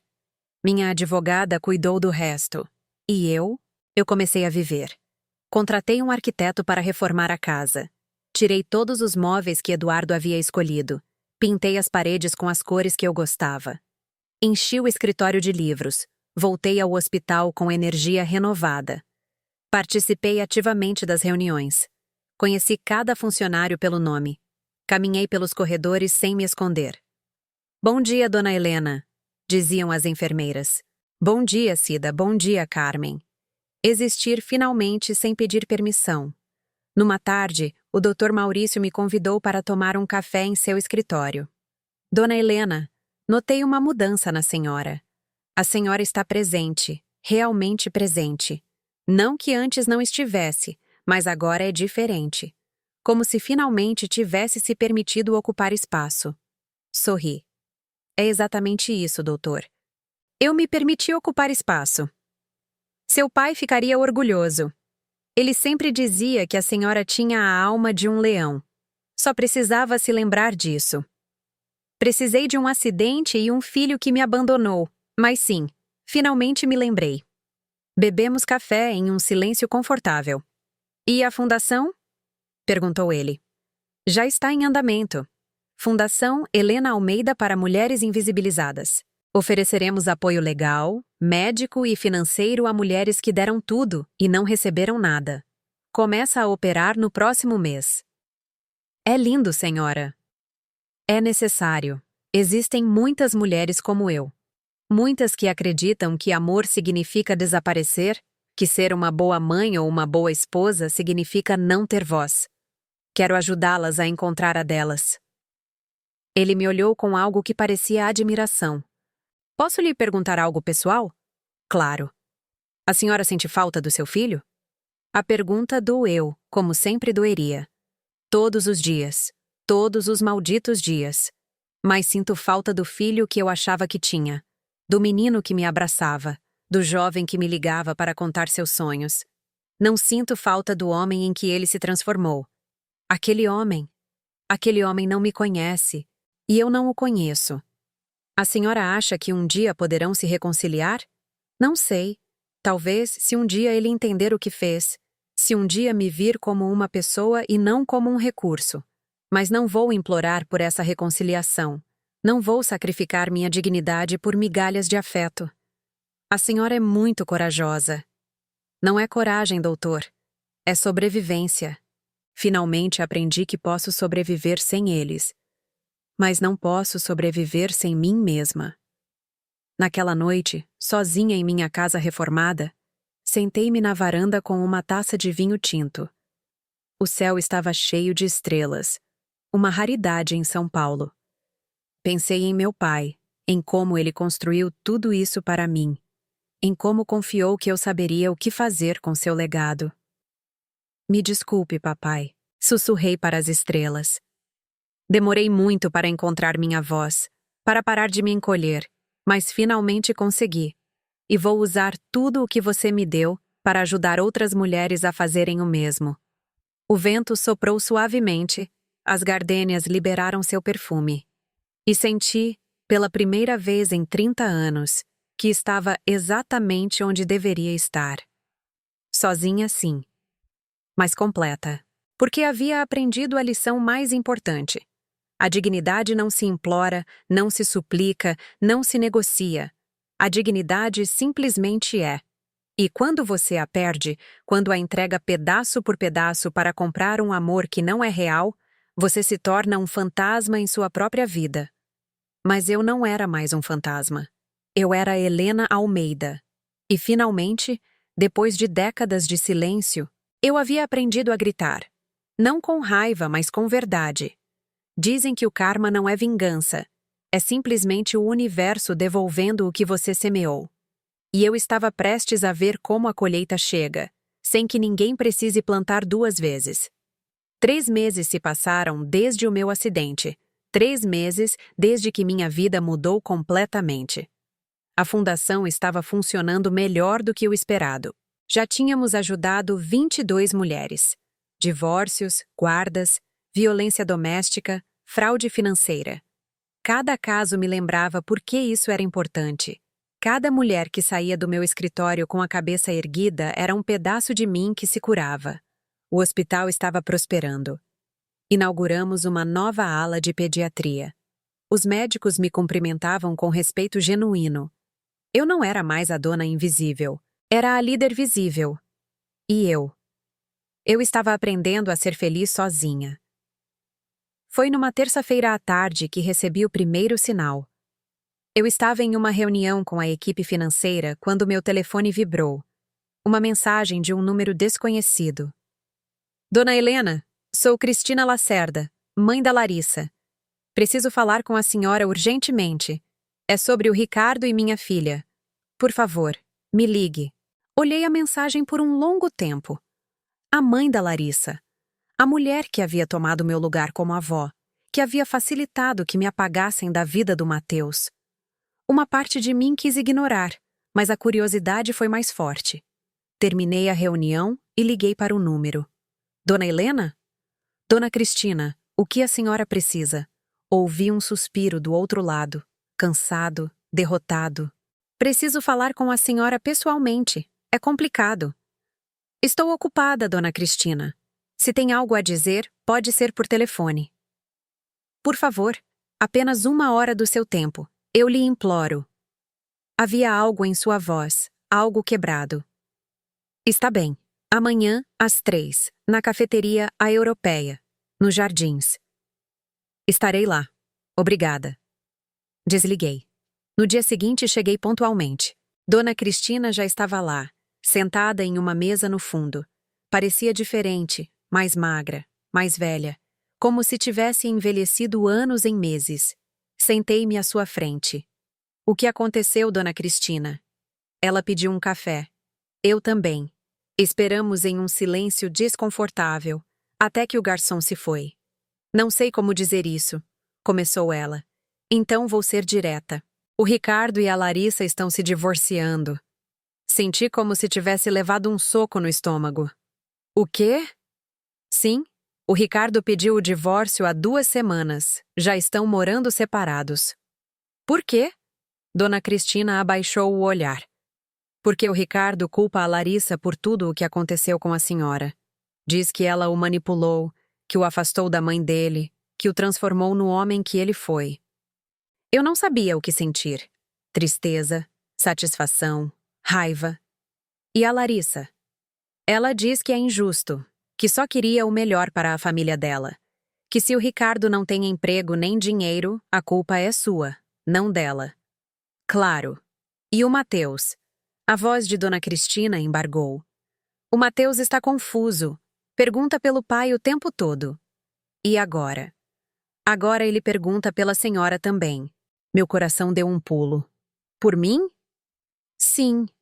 A Larissa disse a ele que a senhora estava doente e por isso não ia visitá-lo. Mas o menino encontrou umas fotos antigas, fotos de quando a senhora o segurava no colo. E ele pergunta: onde está a vovó Helena? Fechei os olhos. Meu neto. Meu neto que não me conhecia estava me procurando. E o que a senhora quer de mim, Dona Cristina? Quero lhe pedir perdão. Abri os olhos bruscamente. Perdão? Lágrimas rolavam por suas bochechas. Sim, perdão por ter permitido que minha filha a tratasse assim. Perdão por tê-la deslocado. Eu pensei que estava ajudando a Larissa. Pensei que estava sendo uma boa mãe, apoiando-a. Mas percebi uma coisa. Ao ajudar minha filha a apagar a sogra dela, ensinei ao meu neto que as avós são descartáveis. E agora? Agora que estou vendo o Ricardo descartar a Larissa da mesma forma que eles a descartaram, entendo o mal que fizemos. Eu não esperava isso. Não esperava sua dor, seu arrependimento. Dona Cristina, deixe-me terminar, por favor. O Ricardo está destruído financeiramente. Perdeu o emprego no escritório do pai porque o Eduardo fechou o escritório. Aparentemente, seu pai também está falido. Aquela moça, a Amanda, o deixou quando o dinheiro acabou. Agora o Ricardo mora num apartamento pequeno na Vila Mariana. Trabalha como gerente numa loja de conveniência. Ganha menos de R$ 4.000 por mês. Senti uma mistura estranha de compaixão e justiça. E mesmo assim, ele pediu o divórcio da Larissa? Sim, porque ele diz que toda vez que olha para ela, vê seus próprios erros, vê como ele tratou a senhora, e não consegue suportar. E a Larissa? A Larissa está furiosa. Diz que tudo isso é sua vingança, que a senhora planejou destruir o casamento dela, que é uma mulher cruel, que não suportou ver o filho feliz. Ri sem humor. Eu não destruí nada. Só parei de segurar. E eles caíram sozinhos. Eu sei agora. Mas a Larissa não vê assim. Está falando em processá-lo por uma pensão alimentícia exagerada. Quer deixá-lo na miséria. E o que a senhora quer que eu faça? Dona Cristina me olhou nos olhos. Nada. Só queria que soubesse que tinha razão. Que o que fez, embora tenha nos doído a todos, foi necessário. E queria lhe pedir perdão. De verdade, de coração. Havia sinceridade em seus olhos, dor genuína. Sabe o que é mais triste nisso tudo, Dona Cristina? É que eu não queria ter razão. Eu queria estar errada. Queria que meu filho me mostrasse que me amava além do dinheiro. Queria que a Larissa se revelasse uma boa mulher que só estava protegendo sua família. Eu queria estar paranoica e exagerada, mas não estava. Não, não estava. Terminamos o café em silêncio. Antes de ir, Dona Cristina tirou algo da bolsa. Uma foto. O Mateus fez isso no jardim de infância. É um desenho da família dele. Olhe. Peguei a foto. No desenho, havia 4 pessoas. Uma que dizia papai, uma que dizia mamãe, uma pequena que dizia eu, e uma figura no canto, maior, com um coração no peito. Em cima, com letras tortas, dizia Vovó Helena. Eu desabei. As lágrimas que contive por meses finalmente saíram. Ele se lembra dela, sussurrou Dona Cristina. Não sei como. Ele só a viu algumas poucas vezes, mas se lembra. Diga a ele. Minha voz falhou. Diga a ele que a vovó Helena o ama, sempre amou. Eu direi. Dona Cristina se levantou. Antes de ir, colocou a mão sobre a minha. Se um dia puder nos perdoar, ficaríamos muito gratas. Mas se não puder, entenderemos. Ela se foi. Fiquei sentada ali, com o desenho de Mateus nas mãos, chorando silenciosamente. Naquela noite, sozinha em casa, recebi uma ligação. Eduardo. Hesitei antes de atender. Oi, Helena. Sua voz soava rouca, cansada. Podemos conversar? Estamos conversando. Quero dizer pessoalmente. Não há nada para conversar, Eduardo. Os papéis do divórcio já estão assinados. Eu sei. Não é sobre isso. É sobre o Ricardo. O que tem o Ricardo? Ele está mal, Helena. Muito mal. Deprimido. Perdeu tudo. O casamento, o dinheiro, a vida. Mora num quarto miserável. Mal come. Eu fechei o escritório. Fali. A Amanda me deixou. Estou morando num hotel barato no centro. Havia algo quase satisfatório em ouvir isso, mas também algo profundamente triste. E o que você quer que eu faça, Eduardo? Que o ajude. É seu filho. É seu filho também. Ajude-o você. Eu não tenho nada, Helena. Você sabe. Tudo era seu. Eu só fingia que era meu. Eu sei. Por isso você assinou o acordo pré-nupcial sem pestanejar, porque sabia que nunca foi seu. Por favor. Eu sei que me comportei como um imbecil. Sei que te traí. Mas o Ricardo não merece isso. Não merece o quê? As consequências de suas próprias decisões? Helena. Eduardo, por 30 anos eu te deixei levar o crédito pelo meu trabalho. Te deixei ser o marido importante enquanto eu era a esposa invisível. Eu te dei tudo. E como você me pagou? Me traindo, me roubando, me fazendo sentir que eu estava louca quando te questionava. Eu sinto muito. De verdade. Sinto muito. E eu acredito em você. Mas seu arrependimento chegou quando seu dinheiro acabou. Não quando você me traiu. Não quando me tornou invisível. Chegou quando acabaram os hotéis e os presentes para a Amanda. Silêncio. O Ricardo é diferente, disse ele finalmente. Ele está arrependido de verdade. Ele mudou. Ah, é? E como você sabe? Porque eu o vejo. Ele faz terapia, chora, fala de você. Diz que foi um covarde, que não soube te valorizar até te perder. Que conveniente. Agora que não tem dinheiro, descobre que me valorizava. Não é assim, Helena. Fale com ele, só uma vez, por favor. Não. Por que não? Porque ainda não estou pronta. Porque ainda dói demais. E porque não vou permitir que minha dor seja negociável. Então, o quê?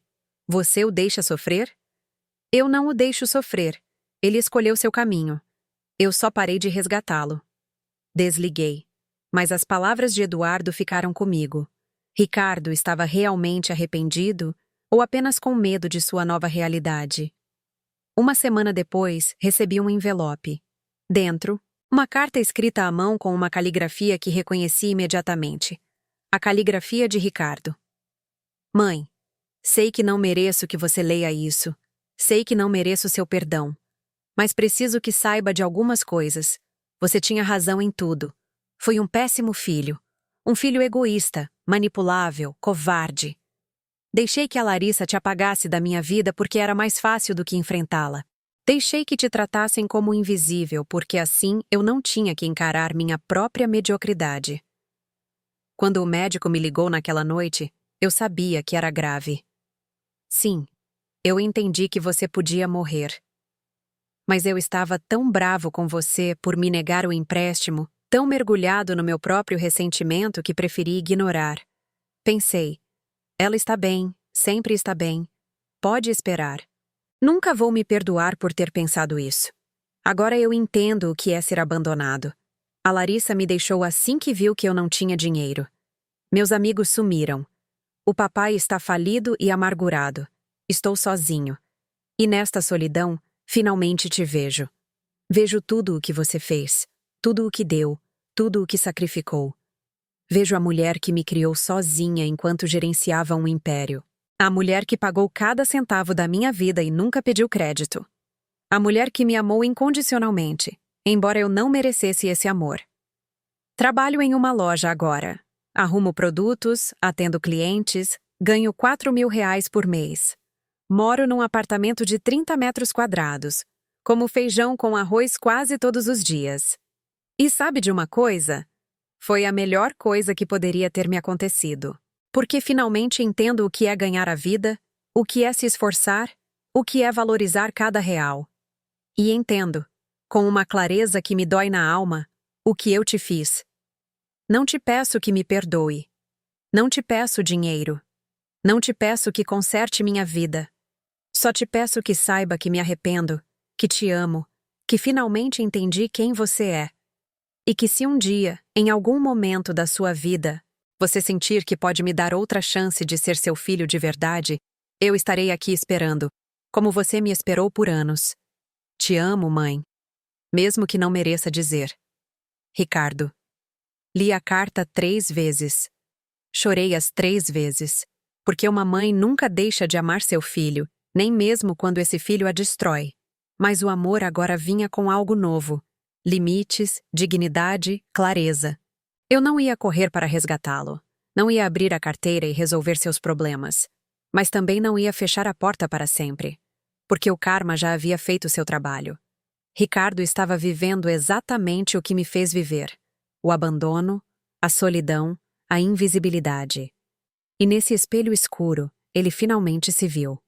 A pergunta agora era: eu poderia perdoar? Poderia reconstruir um relacionamento com meu filho? Eu não sabia, ainda não. Mas pela primeira vez em meses, estava disposta a considerar. Não por ele. Por mim. Porque o perdão não é para quem te feriu. É para quem foi ferido. E eu merecia ser livre, inclusive da minha própria dor. Há lições que só se aprendem quando o coração está quebrado o suficiente para deixar a luz entrar. 6 meses se passaram desde a carta de Ricardo. 6 meses em que não respondi, em que vivi comigo mesma, em que aprendi a respirar sem o peso do ressentimento. Estou sentada na minha varanda, neste lugar onde tudo começou há tantos anos. As gardênias estão em plena floração. O café fumega na minha xícara de porcelana branca, a mesma xícara que eu usava quando Ricardo era criança. Tenho 60 anos agora. E finalmente me sinto completa. A fundação ajudou 143 mulheres. 143 histórias de invisibilidade que se transformaram em histórias de ressurreição. Cada uma delas me lembra por que a dor fez sentido. O hospital inaugurou 2 novas alas: oncologia pediátrica e um centro de saúde mental. Meu pai estaria orgulhoso. E eu? Eu aprendi a estar sozinha sem me sentir vazia. Mas hoje é um dia diferente. Hoje, Mateus faz 4 anos. E esta manhã, às 7, recebi uma mensagem de um número que não tinha bloqueado porque era novo. Dona Helena, é o Ricardo. Sei que não mereço pedir isso, mas o Mateus faz aniversário hoje. Ele vai ter uma festinha pequena num parque. Só ele, eu e 2 coleguinhas do jardim de infância. Nada chique, só bolo e brincadeiras. O Mateus adoraria que a vovó Helena estivesse lá. Se decidir vir, a festa é às 4, no Parque Ibirapuera. Entenderei se não vier, mas eu precisava tentar. Li a mensagem 20 vezes. Liguei para a Silvia, minha amiga de toda a vida. O que eu faço, Silvia? O que você quer fazer? Não sei. Uma parte de mim quer ir correndo. Outra parte diz que ainda é muito cedo, que não me curei completamente. Helena, deixe-me te perguntar uma coisa. Ir a essa festa é pelo Ricardo ou pelo Mateus? Fiquei em silêncio. É pelo Mateus, admiti finalmente. Então vá. Não pelo seu filho, pelo seu neto. Aquele menino não tem culpa do que aconteceu e merece conhecer a mulher extraordinária que é sua avó. Ela tinha razão. Às 3 da tarde, me arrumei. Nada ostentoso. Um vestido simples, cor marfim, sapatos confortáveis, cabelo preso. Comprei um presente, uma coleção de livros ilustrados, contos de animais e aventuras. Embrulhei eu mesma, com papel azul e um laço prateado. Dirigi até o Parque Ibirapuera com o coração na garganta. Cheguei às 4h10, de propósito, para avaliar a situação antes de me comprometer. Eu os vi de longe. Ricardo estava ao lado de uma mesa de piquenique com uma toalha de papel. Havia um bolo pequeno, balões, 3 crianças correndo ao redor. E Mateus, meu neto, maior do que eu me lembrava. Cabelo escuro, olhos brilhantes, risada contagiante. Aproximei-me lentamente. Ricardo me viu primeiro. Ficou imóvel, como se não pudesse acreditar que eu estava ali. Mãe, sussurrou ele. Olá, Ricardo. Nos olhamos. Havia tanto a dizer, tanto a curar, mas não era o momento. Obrigado por vir, disse ele com a voz embargada. Vim pelo Mateus. Eu sei, e isso é o suficiente. Ele se virou para as crianças. Mateus, vem cá, filho. Alguém quer te conhecer. O menino correu em nossa direção. Tinha chocolate no rosto e um sorriso enorme. Quem é, papai? Ricardo se ajoelhou ao lado dele. Lembra daquele desenho que você fez? Da vovó Helena? Os olhos de Mateus se iluminaram. Sim. Ela é a sua vovó Helena. Mateus me olhou, sem medo, sem estranheza, com pura curiosidade. É você mesmo? Ajoelhei-me também, ignorando a dor nos joelhos. Sou eu mesma, meu anjo. Feliz aniversário. Estendi-lhe o presente. Ele o pegou com as mãozinhas. Abriu-o com a emoção típica de uma criança de 4 anos. Livros! Eu adoro livros. É mesmo? Sim. Meu pai lê para mim toda noite. Você também leria para mim? Meu coração se partiu e se recompôs ao mesmo tempo. Eu adoraria ler para você, meu amor. Mateus me abraçou. Assim, sem mais nem menos, sem me conhecer de verdade, sem história entre nós, apenas com aquela capacidade que as crianças têm de amar sem condições. Eu o abracei de volta. Ele cheirava a shampoo de bebê e a bolo. Senti sua falta, vovó. Sussurrou ele contra meu ombro. Não sei como ele podia sentir minha falta se mal me conhecia. Mas as crianças têm uma sabedoria que nós, adultos, perdemos. Eu também senti a sua, meu anjo. Passamos a tarde juntos. Brincamos, comemos bolo, cantamos parabéns.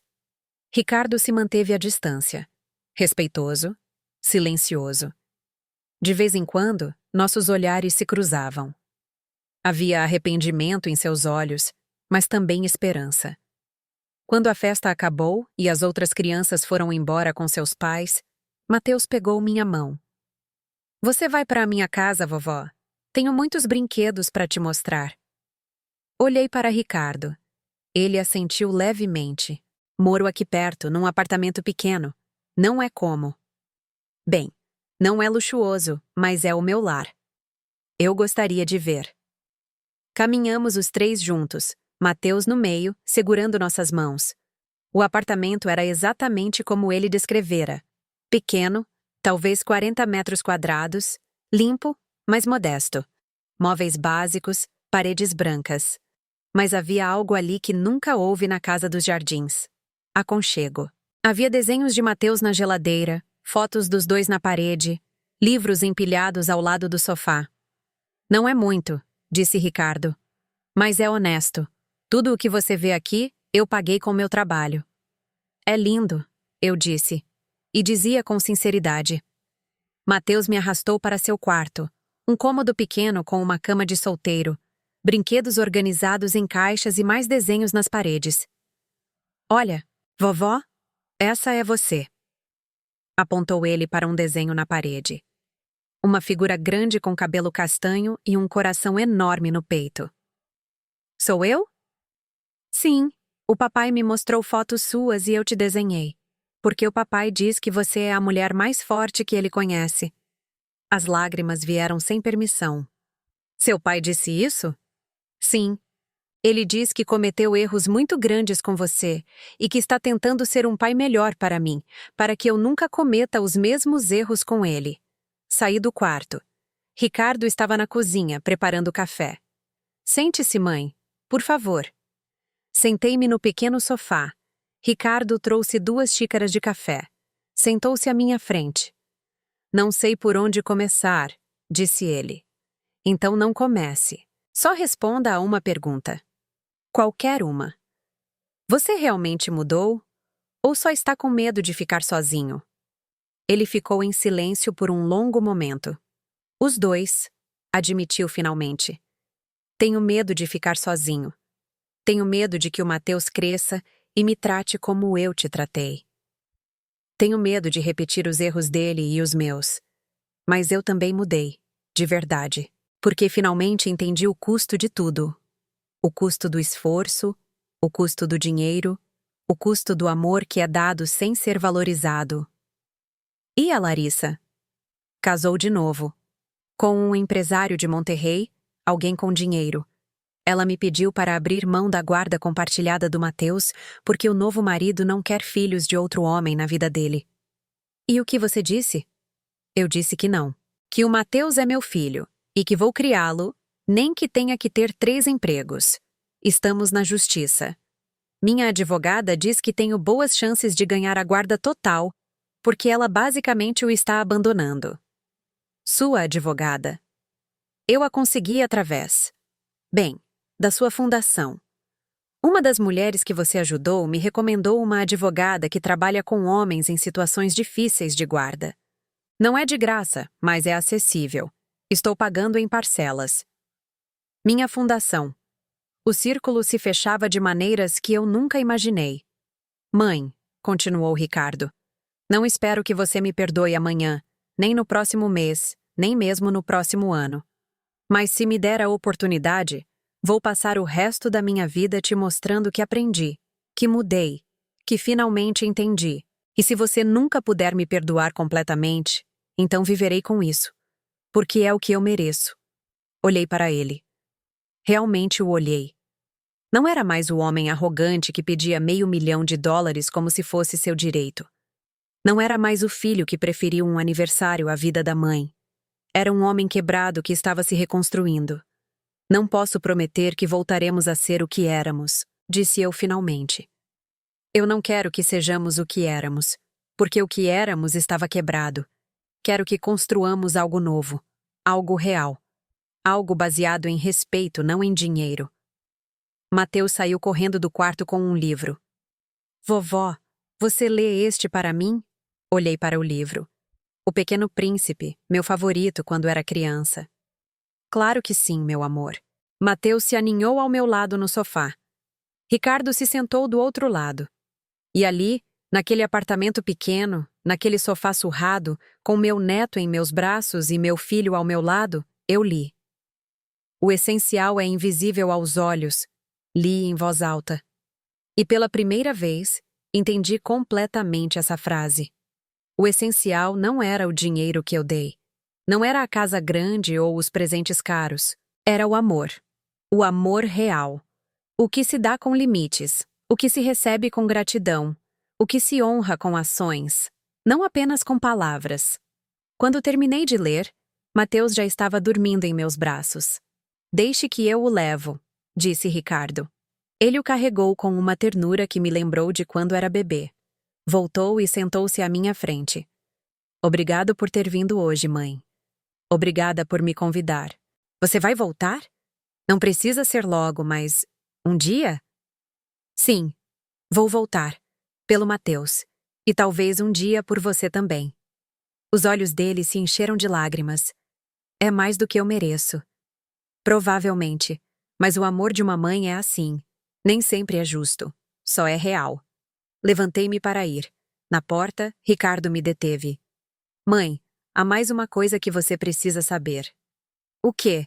O papai está muito doente. Câncer de pulmão, estágio avançado. Não tem dinheiro para o tratamento. Está em um hospital público. Senti uma pequena pontada, mas ela estava lá. E você me diz isso por quê? Porque a decisão é sua. Se quiser ajudá-lo, eu entenderei. Se não quiser, também entenderei. Só achei que você deveria saber. Eduardo, o homem que me traiu, que me roubou, que me tornou invisível. Vou pensar a respeito, eu disse. Porque o perdão é complicado. Não é um interruptor que se liga e desliga. É um caminho longo, doloroso, mas libertador. Dirigi de volta para casa com o coração mais leve. Não porque tudo estivesse resolvido, mas porque finalmente entendia algo fundamental. A justiça não é vingança. O karma não é crueldade. E o perdão não é fraqueza. São simplesmente formas diferentes de soltar, de deixar o peso ir, de permitir que a vida siga seu curso. Naquela noite, sozinha na minha varanda, escrevi em meu diário.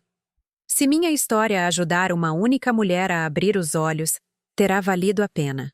Se minha dor ensinar a uma mãe a não desaparecer por seus filhos, terá tido sentido. Se meu silêncio quebrado der voz às invisíveis, então todo o sofrimento foi necessário. Porque aprendi que o amor verdadeiro não é o que se entrega sem limites, é o que se dá com dignidade, o que se recebe com respeito, o que se honra com ações reais. E embora eu tenha perdido anos sendo invisível, finalmente me encontrei. Helena Almeida, 60 anos. Mãe, avó, empresária, filantropa. Mas acima de tudo, mulher. Completa, visível, livre. E se eu puder perdoar um dia, será porque eu decidi. Não porque me pediram, não porque merecem, mas porque eu mereço ser livre da corrente do ressentimento. Esta é minha história, a história que guardei por tempo demais, mas que finalmente tive a coragem de contar. Não para destruir ninguém, mas para me salvar. E talvez, apenas talvez, para salvar outras mulheres que estão onde eu estive. Invisíveis, silenciadas, esquecidas. Saibam disto. Vocês também podem ressuscitar. Vocês também podem reivindicar seu espaço. Vocês também merecem ser vistas. E quando finalmente decidirem fazê-lo, descobrirão que a dignidade pesa muito menos que o silêncio. E que a verdade, embora doa, sempre liberta. Sempre. Que Deus as abençoe e que tenham a coragem que eu levei 60 anos para encontrar. Até sempre. Obrigado por me ouvir até o final. Se esta história tocou seu coração, inscreva-se e ative o sininho para ouvir mais histórias de mulheres que transformaram sua dor em sabedoria. Cada dia, uma mulher. Uma lição de vida. Compartilhe esta história com alguém que você ama. Às vezes, uma história como esta pode mudar um dia inteiro. Que Deus te abençoe e até a próxima.